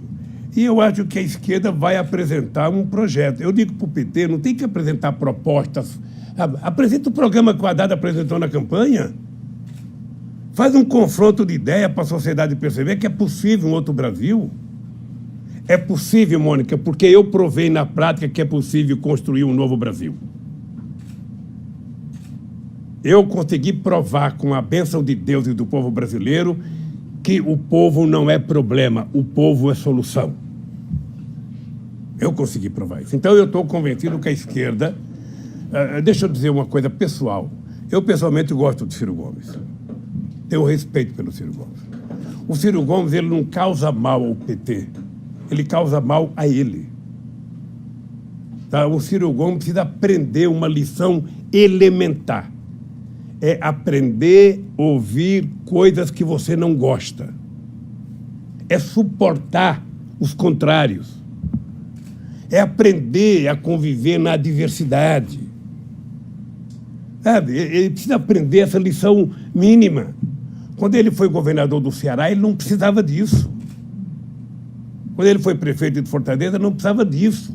Mas agora, para ser presidente do Brasil, ele precisa. E ninguém será presidente do Brasil se romper com o PT, com o PCdoB, ou seja, pela direita, não sei se a direita aceitaria ele. Como eu gosto do Ciro, sabe? O dia que ele pedir para me visitar, eu vou aceitar que ele me visita aqui, sabe? Para ter uma conversa boa com ele. Porque eu gosto dele. Eu gosto do Flávio Dino, sabe? Não sei se a Marina tem um dia propensão de votar para os setores de esquerda, porque a Marina acabou, né? Coitada.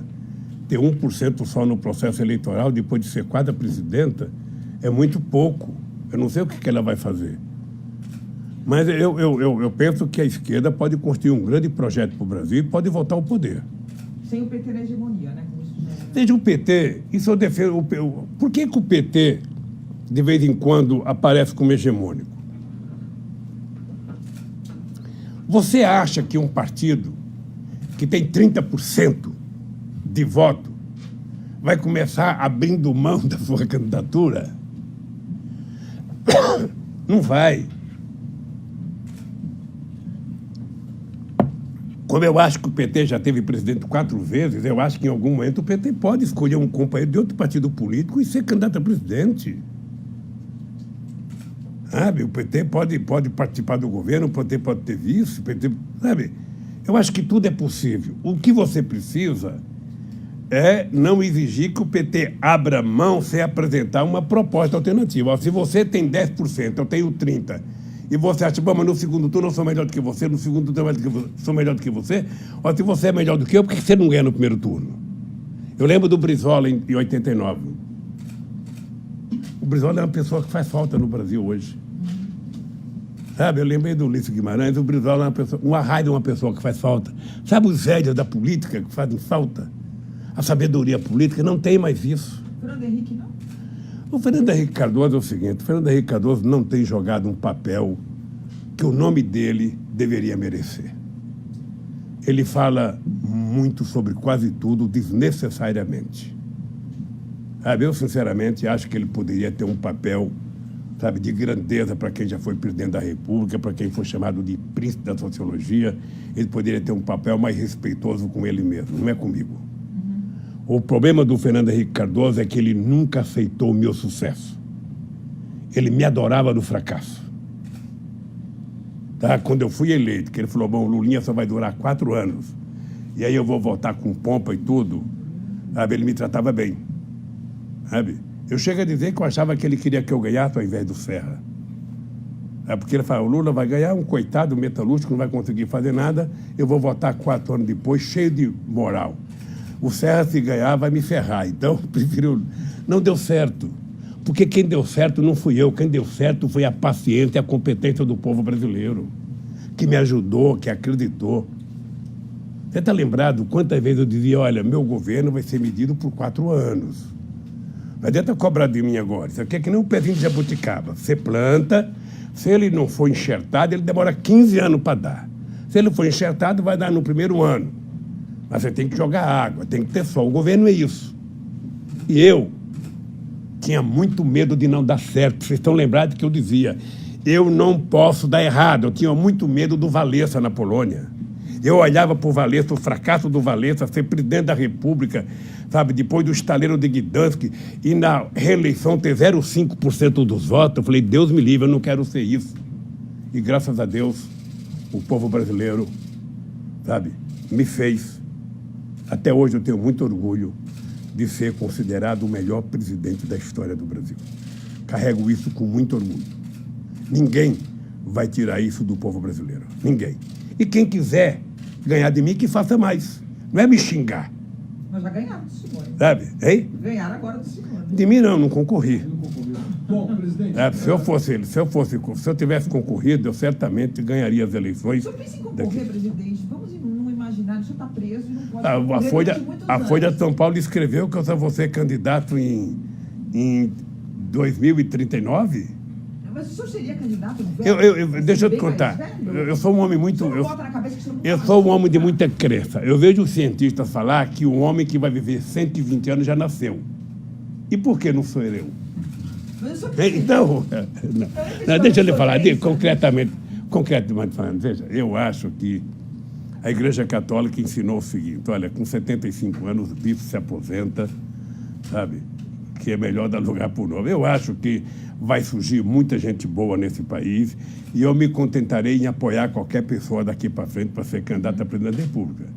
Agora, eu estou vendo nos Estados Unidos um monte de gente com 78, 79 querendo ser candidato. E isso começa a uriçar, começa a me dar um chambugão aqui no pé, uma coceira. Eu falo, quem sabe eu ainda posso voltar, com uma bengalinha na mão. Aí, como é que fala a música do velhinho? Bota o velhinho na parede, o velhinho está de volta, quem sabe? Mas se depender de mim, eu vou trabalhar para ter alguém mais novo, alguém com mais energia. Presidente, o seu ex-ministro Palocci virou agora delator. Ele disse, inclusive, que havia uma conta no exterior no nome do Joesley, onde era depositado dinheiro para o PT. Ele disse também que as duas campanhas da Dilma para a presidência custaram 1,4 bilhões de reais, mas que não foi declarada a justiça eleitoral. Por que o senhor acha que o seu ex-ministro estaria mentindo? Olha, bom, primeiro, se ele disse que o Joel tem uma conta no exterior, eu acho que o Joel deve ter conta no exterior em vários países, porque ele tem fábrica em vários países. Não vejo nenhuma novidade. A segunda, eu lembro de um tempo que saiu na imprensa que o Joel tinha aberto uma conta para mim no exterior, que era para o meu futuro. Depois ele disse que utilizou a conta para comprar a ilha, sabe? A ilha que era do Hulk, lá em Angra do Reis, para dar de presente para a mulher dele, comprou um barco, não sei para quê. Ou seja, então, o dinheiro que ela disse que é meu, ele gastou. Quando eu sair daqui, vai abrir um processo contra ele, para devolver o que é meu, segundo ele disse. Segundo, veja, eu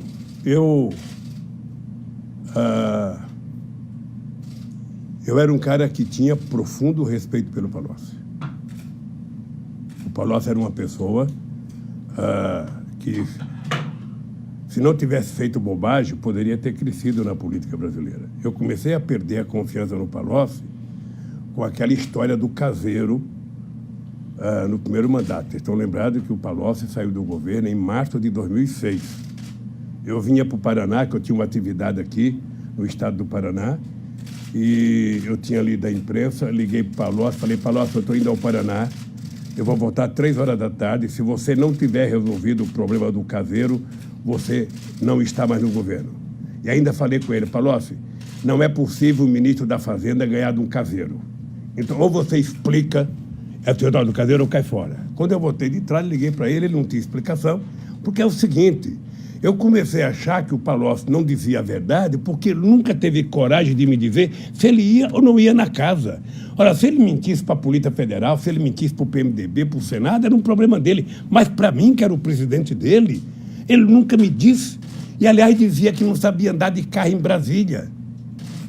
E entre o Palocci dizer que não ia na casa e o caseiro dizer que ele foi, eu acreditava no caseiro. Então, por que ele foi coordenador da campanha da Dilma? Não, é outra história. É outra história. Tá? É outra história. Eu estou dizendo que ele saiu porque não respondeu para mim a questão do caseiro. Ele foi eleito deputado federal, sabe? Depois, na campanha da Dilma, foi colocado 3 pessoas na coordenação. Ele, Zé Eduardo Cardoso e Zé Eduardo Dutra. Tá lembrado? O presidente do PT, o secretário-geral do PT, e o Palocci, que era remanescente da minha vitória, e deputado federal, que não ia concorrer mais. Tá? Ele foi coordenador da campanha, junto com o Zé Eduardo Cardoso, junto com o Zé Eduardo Dutra e com o João Santana. Sabe?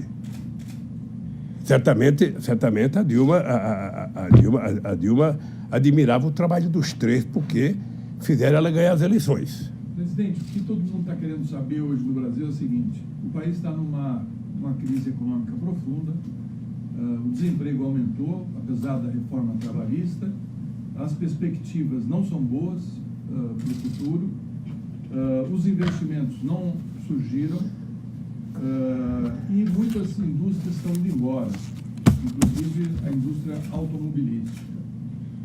O que o senhor acha que o senhor faria para recolocar o país no crescimento econômico? Antes de responder a questão do desemprego do país, dizer uma coisa para você. Você estava perguntando do Palocci, eu estava respondendo. Deixa eu dizer uma coisa para vocês. Desde os anos 70, que tem no Brasil uma disputa entre o cara que foi preso e denunciou o companheiro que era traidor e o que não denunciou que era herói. Sempre teve isso. Eu nunca tratei assim. Eu acho que o ser humano ele tem um limite de suportar do ponto de vista psicológico, do ponto de vista da dor que ele recebe. Eu tenho pena do Palocci.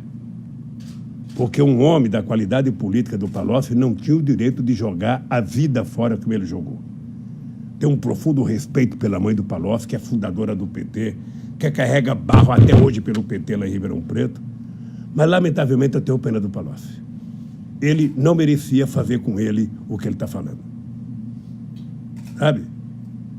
Não merecia. Presidente. Bem, agora é o seguinte, o Brasil, Florestan, a economia não tem mágica. 50% dos problemas econômicos de um país são resolvidos quando quem está governando tem credibilidade interna e externa. As pessoas que levantam de manhã para trabalhar, ou as pessoas que estão lá fora pensando em fazer qualquer coisa no Brasil, as pessoas têm que saber se quem está falando por aquele país tem seriedade, tem credibilidade. Se essa pessoa tiver credibilidade, e se essa pessoa estiver falando com seriedade, as pessoas passam a acreditar. Por isso é que eu, quando tomei posse em 2003, eu gastei parte da gordura política que eu tinha para fazer coisas que o PT não queria que eu fizesse. Eu aumentei o superávit primário para 3,45. Isso na esquerda do PT era para me matar. E o que nós fizemos? Nós, em 3 anos, resolvemos a casa, colocamos em ordem. É importante lembrar que, em 2004, zombaram muito de mim quando eu disse o espetáculo do crescimento. Em 2004, a economia cresceu 5,8%. Eu disse isso num comício dentro da Ford. E depois a economia começou a andar.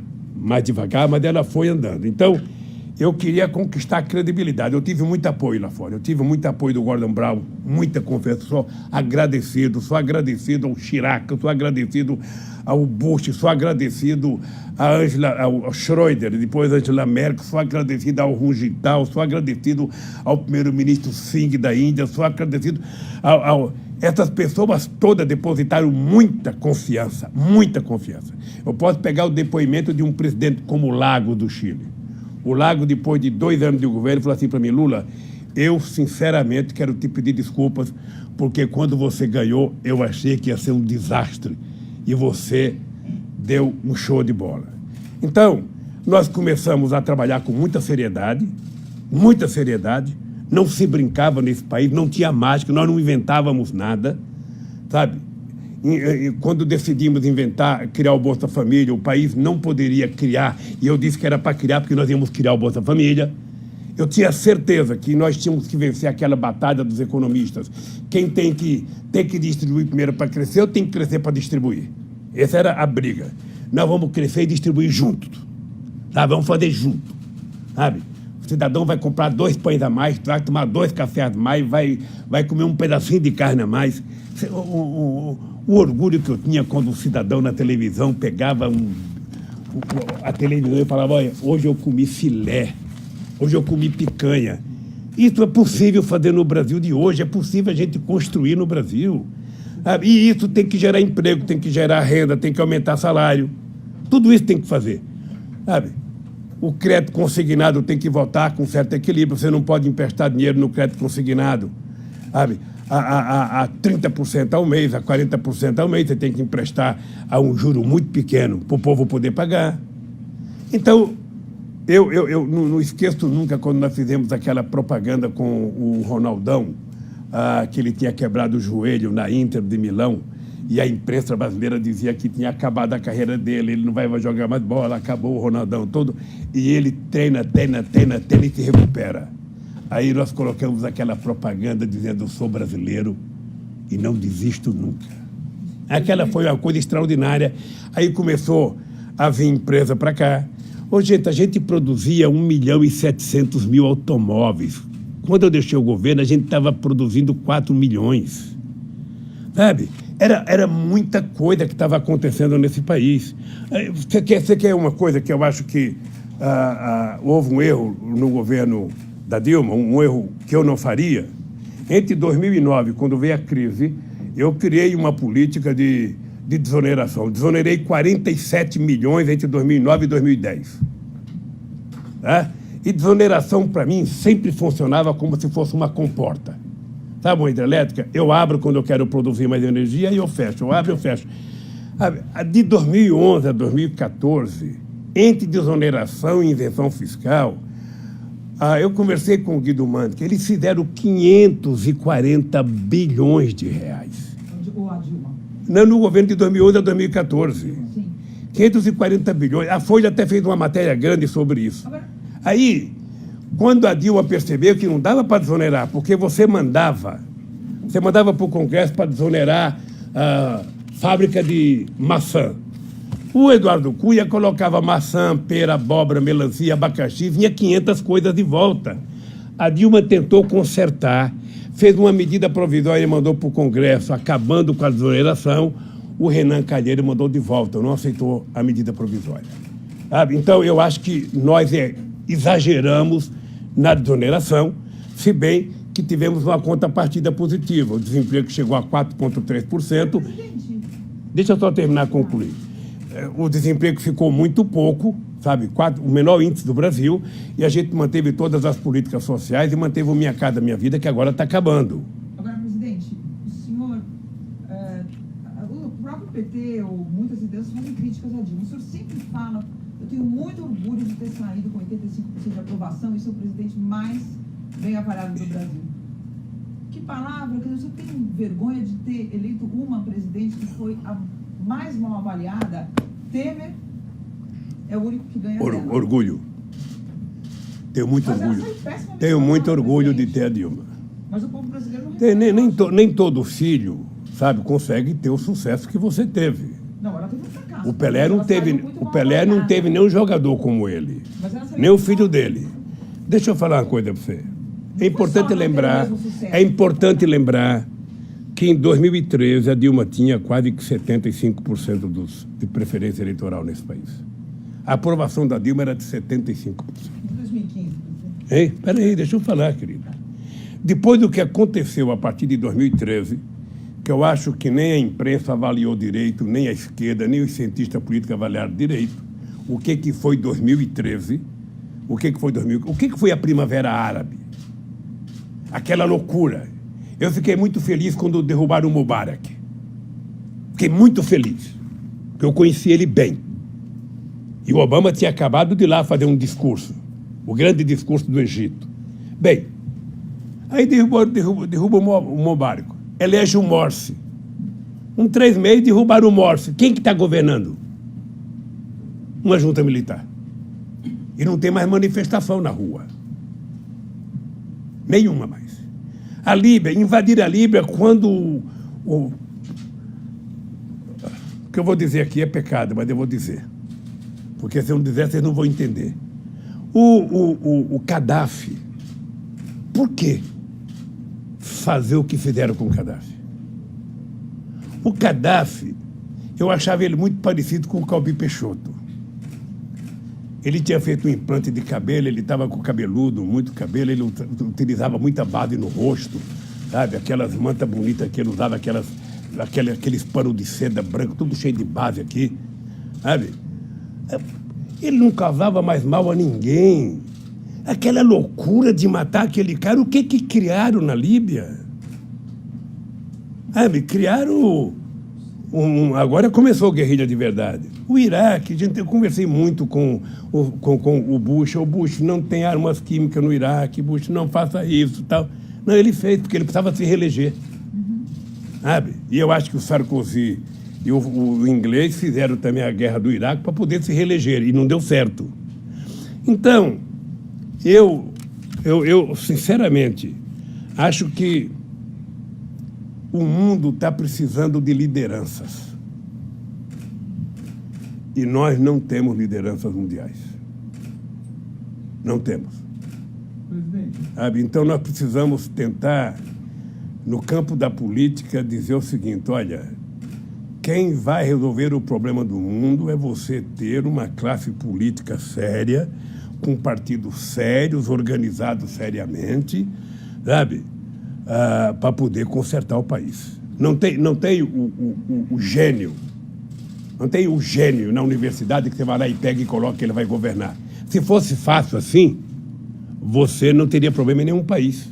Harvard teria presidente em todo mundo. Presidente, o senhor fez a sua carreira como líder sindical, que acabou terminando na política, dentro do sindicato dos metalúrgicos de São Bernardo do Campo. O sindicato vai fazer 60 anos numa crise de emprego e com as montadoras saindo do ABC. O que o senhor diria hoje para os seus colegas, para os seus companheiros que estão no sindicalismo, que estão lá no ABC, no Sindicato dos Metalúrgicos? Ainda tem alguma coisa positiva? Não, eu não queria dizer para os metalúrgicos, não. Eu queria tentar discutir com os meus companheiros do movimento sindical. Ô, gente, a classe trabalhadora mudou. A classe trabalhadora de 2020 não é mais a classe trabalhadora de 1980. Sabe, mudou. Mudou profissionalmente, mudou intelectualmente, sabe? Hoje o trabalhador não é mais o trabalhador que trabalha de fábrica, ele trabalha fora, ele trabalha em casa, ele trabalha fazendo bico, ou seja, não tem mais aquela classe trabalhadora concentrada dentro de uma fábrica como tinha antes. Hoje o cara tá num shopping, hoje o cara que não tem condições de se unificar, porque cada loja é uma loja. Então está mais difícil fazer sindicalismo hoje. Está muito mais difícil fazer sindicalismo. Tá? Eu ia na porta da Volkswagen em 80, era 40 mil trabalhadores.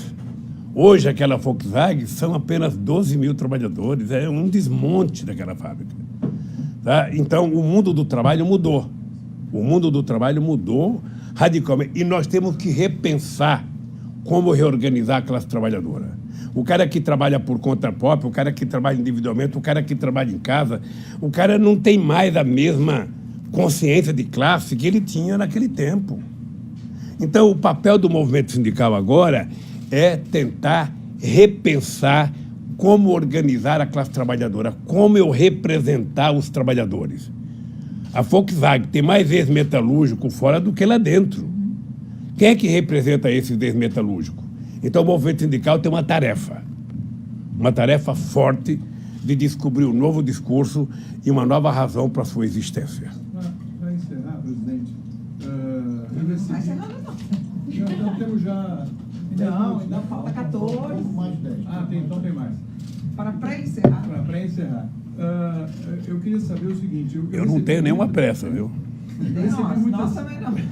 Eu recebi muitas mensagens durante esses 7 meses que eu e a Mônica estamos aguardando para fazer essa entrevista, e as pessoas que me escreveram, a grande maioria, quer um posicionamento do senhor de otimismo. Ou seja, nós estamos precisando de injeção de otimismo. O que o senhor teria a dizer a essas pessoas que estão no Brasil querendo uma saída melhor? Se quer otimismo, é comigo mesmo. Vamos lembrar que quando eu fui eleito em 2002, qual era a lógica do Brasil? A lógica do Brasil era o seguinte: o Brasil tem uma dívida externa impagável, o Brasil está quebrado e você não vai conseguir governar o país. Foi assim que eu entrei para ser presidente da República. Quando eu entrei no sindicato, também disseram: olha, tem a lei de greve, a estrutura sindical é a cópia fiel da Carta de Lavoro de Mussolini, você não vai conseguir mudar o sindicato. Em 3 anos a gente mudou o sindicalismo brasileiro. E em 3 anos nós começamos a mudar o Brasil. É por isso que eu digo, você tem que ter credibilidade, você tem que construir uma relação de confiança com a sociedade e você tem que fazer com que a sociedade confie em você, interna e externa. Por exemplo, eu Eu às vezes, fico chateado porque tem muitos empresários covardes que poderiam, nesse instante, estar brigando pelos interesses do Brasil. Sabe? O Brasil forte, indústria forte, é bom para o Brasil. Nós precisamos ter indústria forte, ter empresário forte. Sabe? Nós precisamos ter. Cadê essa gente que não se manifesta? Sabe? Nós estamos vendo destruir a educação. Cadê o pessoal que não se manifesta? Então, eu acho que, como nós já provamos que é possível construir esse país, as pessoas têm que acreditar que depende de nós, depende de cada um. Não adianta ficar xingando o Bolsonaro e achando que ele vai fazer. Ele não vai fazer. Quem coloca os ministros da educação que ele colocou não gosta de educação. Quem coloca o cara do ambiente, do meio ambiente que ele colocou, não gosta do meio ambiente. Então, ao invés de ficar esperando, quem coloca o Guedes na economia não gosta do povo. Ao invés de ficar esperando que o Bolsonaro resolva o nosso problema, nós temos que, enquanto sociedade civil organizada, começar a se mexer, começar a lutar, começar a brigar pelos nossos interesses, cobrar o Congresso Nacional, fazer pressão. Você acha que nós vamos evitar a aprovação da Previdência Social como eles querem, fazendo uma manifestação na Paulista? Não. A manifestação tem que ser na cidade do deputado federal, tem que ser na porta da casa dele, na rua dele. Senão, como é que o Bolsonaro trabalha? Robô mandando zap para senador, robô mandando zap para deputado, robô mandando zap para um monte de gente. A loucura. Eu votei em tal coisa porque recebi muito zap, eu recebi... Sabe? Nós temos que brigar. Então, o meu otimismo é esse. Eu nunca dependi de nada. Nunca dependi de favor, nunca fiquei esperando. Nós temos que dizer, construir a nossa proposta e ir para a rua para tentar construí-la. Via Congresso Nacional, via pressão em cima do governo, é uma disputa. É uma disputa. Nós estamos vendo na Inglaterra agora os caras se manifestando em defesa. Ontem eu vi um velhinho de 89 anos no meio, fazendo manifestação na frente de um banco pela preservação ambiental. Sabe, eu vejo os coletes verdes na França, agora não sabe nem porque estão brigando mais, mas estão brigando, porra, todo dia. E no Brasil, nós temos que fazer isso. Nós temos que fazer isso, gente. Estão tirando os nossos direitos. Veja a diferença. Antigamente, você tinha os europeus perdendo direito. Perderam muito direito os europeus. E o Brasil ganhando direito. Nós nem chegamos aos direitos que eles chegaram e já perdemos. Porque eles estão desmontando tudo que nós conquistamos. Desmontando, simplesmente destruindo. Quando eles falam de reforma política, na verdade, eles são demolidores, sabe, destruidores, sabe, do futuro dos nossos velhinhos. Essa gente pode acreditar, por causa... Também eu nunca vi, viu, Florestan e Mônica, eu nunca vi unanimidade. Nunca vi unanimidade no meio de comunicação favorável à reforma. Eu assisto muito debate. Não tem um cara contrário que vai num debate. É só gente favorável. É impressionante. Se eu fosse um jornalista da Globo, eu dizia, é impressionante como só tem gente a favor. Voltamos a ter o pensamento único, favorável à reforma. Discute, gente, é o povo. Esse Guedes daqui a pouco vai embora. Esse Guedes, na hora que ele cair, ele vai morar nos Estados Unidos, ninguém vai nem lembrar dele. Mas quem vai ficar com a vida desgraçada são mulheres e homens que trabalharam a vida inteira nesse país. Então a hora de lutar é agora. Como é que o cara manda um projeto para a comissão aprovar a admissibilidade e não mostra o que é? Não posso mostrar, é segredo.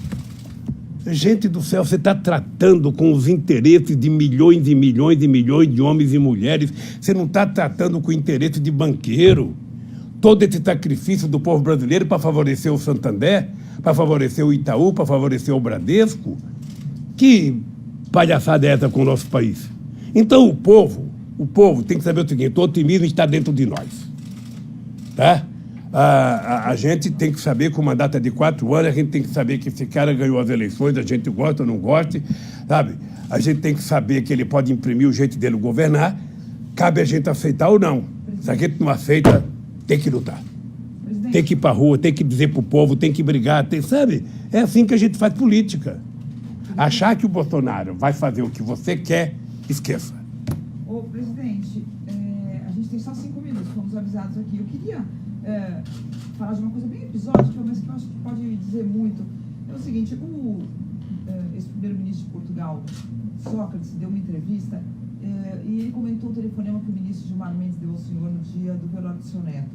E ele diz o seguinte, para ele, na interpretação dele, ele falou, são dois adversários que sempre tiveram uma disputa política, mas que o ministro Gilmar ligou para ele, o presidente Lula chorou, o ministro Gilmar chorou, são dois adversários chorando por um passado que perderam. E depois ele fala, onde um adversário reconhece a legitimidade do outro, não pensa em prender o outro e não pensa em privar uma pessoa de ver o velório do seu neto, não pensa em privar essa pessoa de ver o velório do seu irmão, de se despedir do seu irmão. Eu queria que o senhor comentasse um pouco isso sob essa perspectiva, não apenas dele ter ligado e chorado. Veja, o único comentário que eu tenho a fazer é agradecer a bela fala do companheiro Sócrates. Sabe? Eu não sabia que ele sabia. Eu nem sabia que a imprensa tinha dado destaque àquilo. Sabe? Eu nem sabia se o Gilmar tinha pedido para divulgar. Alguém que divulgou. Eu tive um telefonema dizendo, olha, o ministro Gilmar quer falar com você. Ele tinha ligado também quando a Marisa morreu. A Marisa era amiga da mulher dele. Sabe? Então, eu acho que é um gesto humanitário, um gesto... Eu atendi. Eu estava realmente chorando, sabe? Eu vi o Sócrates dizer que ele chorou, ou seja, eu não ouvi porque foi uma conversa muito rápida também, sabe? Mas eu sou agradecido. Sou agradecido ao Tasso Gereissati, que mandou um telegrama, sabe? Me dizendo palavras carinhosas sobre a morte do meu filho, dizendo eu também sou avô. Então... Sabe, eu acho que, graças a Deus, a internet ainda não acabou com um pouco de humanismo que existe dentro de nós. Sabe? Ainda sobrevivemos. E tem gente que consegue sobreviver. Sabe? Em compensação, tem canalhas e mais canalhas e mais canalhas que vai para o Twitter falar bobagem e mais bobagem. Esses eu trato como canalha, que não merece o menor respeito. Aliás, eu nunca gostei muito de gente que utiliza Twitter, porque é só meia palavra, ou seja, aquele já diminuiu o vocabulário das pessoas. Sabe? Com o tempo, esse cara não vai saber nem escrever mais. O senhor fica mais preocupado aqui, preso na Federal, com o que lá fora? Com os seus filhos, com a sua família? O que lhe preocupa? Saber que eles estão passando dificuldade para se colocar na sociedade, porque diferente do que disseram, muitos não estão numa situação financeira... Olha, não, estão todos mal. Todos mal. Sabe? Eu estou com os meus bens todos bloqueados. Você veja o absurdo, uma coisa absurda, só para lembrar o que é que está acontecendo nesse país. Eu tinha sido multado em 32 milhões de reais, para pagar não sei o quê. O STJ diminuiu para 2 milhões. Ora, qual é a diferença de 32 para 2? Qual é a lógica? Qual é a lógica até de multar em 2? Mas o senhor assinou essa lei, presidente? É uma lei que exige o pagamento de uma multa. Não, mas deixa eu falar uma coisa para você, querida. Eu estou fazendo a comparação de 32 para 2. Tá? E depois dos 2, o suposto apartamento que o Moro mentiu dizendo que é meu, ele colocou no leilão. E quem ganhou deve ser o amigo dele, porque aquele contígio não comprava aquilo do jeito que comprou. Alguém que comprou é amigo do Moro. Ali foi um ajeito. Ali foi um trambique que foi feito. Mas o cara comprou um apartamento por 2 milhões. Olha, se o apartamento foi vendido no leilão por 2 milhões, o 2 milhões era para a Petrobras. Então, qual é a multa? Apenas lembrando isso. Então, eu espero que, a partir desse processo que nós ganhamos em São Paulo, que a dona Marisa ganhou, eu espero que as pessoas desbloqueiem os bens, pelo menos na parte da dona Marisa, para que os filhos possam, pelo menos, sobreviver dignamente. Preocupado com seus filhos, então? Eu fico. Não, mas eu tenho preocupação com meus filhos. Eles vêm aqui me ver sempre, mas eu fico preocupado com a situação do Brasil. Eu, sinceramente, eu não consigo imaginar os sonhos que eu tive para esse país. Eu não consigo imaginar o sonho que eu tinha quando a gente descobriu o pré-sal para fazer esse país virar gigante. Sabe? Eu tenho orgulho e eu sonhei grande, porque eu passei a ser um presidente muito respeitado. Aqui na América do Sul, o Brasil era referência. Eu sonhava criar um bloco na América do Sul para a gente ter força nas negociações com a União Europeia, com os Estados Unidos, com a China. Individualmente a gente é muito fraco. Sabe? Eu fui o único presidente a ser chamado para todas as reuniões do G8. Sabe? O Brasil foi, eu digo eu porque era o presidente, mas o Brasil foi muito importante no G20. Tudo isso desmanchou. Tudo isso, agora eu vejo o prefeito de Nova York não quer fazer um jantar com o presidente do Brasil, o dono do restaurante se recusa. A que ponto nós chegamos? Que avacalhação! Um país, sabe, que em 2008, quando nós ganhamos as Olimpíadas, eu tinha certeza que o Brasil chegaria a ser a 5ª economia do mundo. Eu até brincava com os alemães, ó, se prepare que nós estamos chegando aí. Se prepare. O Brasil não tem limite. Pessoal, então, o nosso tempo se esgotou, me desculpem. Presidente, a última pergunta. Pode ser. Se o senhor algum dia sair, além de tomar uma cachaça... Eu vou sair, querida. Espero que você esteja aqui. Presidente, além de tomar uma cachaça aqui com os seus apoiadores, o que o senhor... Qual a primeira coisa que o senhor vai fazer, além de tomar essa cachaça? Eu adoraria poder um dia fazer um debate na universidade com o Moro e com o Dallagnol junto. Adoraria um debate. Eles levando as milhares de páginas que eles contaram mentira e eu levando a minha verdade. Eu adoraria. Sabe, com a cara boa, tranquila, bonitão como eu estou hoje, sabe? Para discutir esse assunto. Mas, na verdade, eu quero comer um churrasco, uma bela de uma picanha, uma panceta bem passadinha, e tomar como diria o Zé Alencar, tomar um golo. Sabe? Mas eu vou fazer. Tenho paciência. Eu quero agradecer a vocês, sabe? Quero agradecer. E, sobretudo, agradecer à Justiça, que fez justiça nesse caso, né? Eu poderia ter feito isso antes das eleições de 2018. Lamentavelmente não foi feito, então quero agradecer a vocês dois, sabe, pela briga, pela tenacidade, e espero que tenhamos outras entrevistas, tá? Se deixarem. Muito obrigado. Obrigado. Permaneçam todos nos seus lugares. Cadê o envelope? Esse aqui não? Não, cadê o envelope meu que estava aqui? Esse aqui.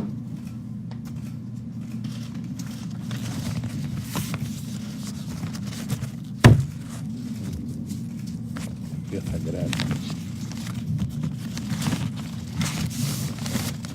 Tchau, gente. Tchau. Gente, obrigada.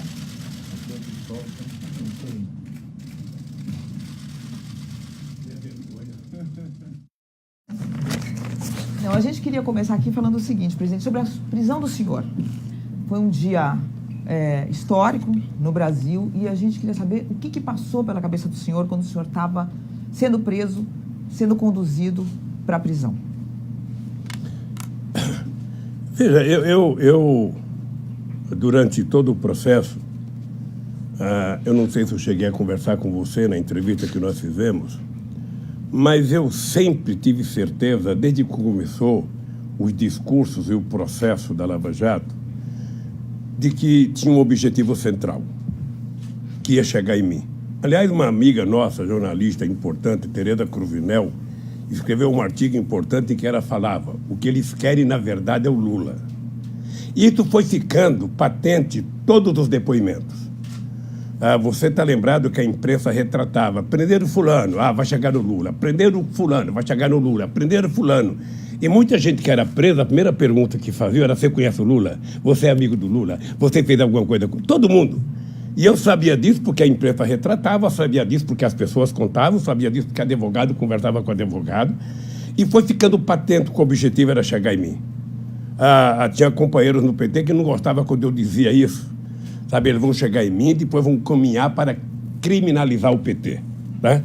Pois bem, quando ficou claro que o objetivo central era efetivamente Tinha muita gente que achava que eu deveria sair do Brasil, tinha muita gente que achava que eu deveria ir para uma embaixada, tinha muita gente que eu deveria fugir.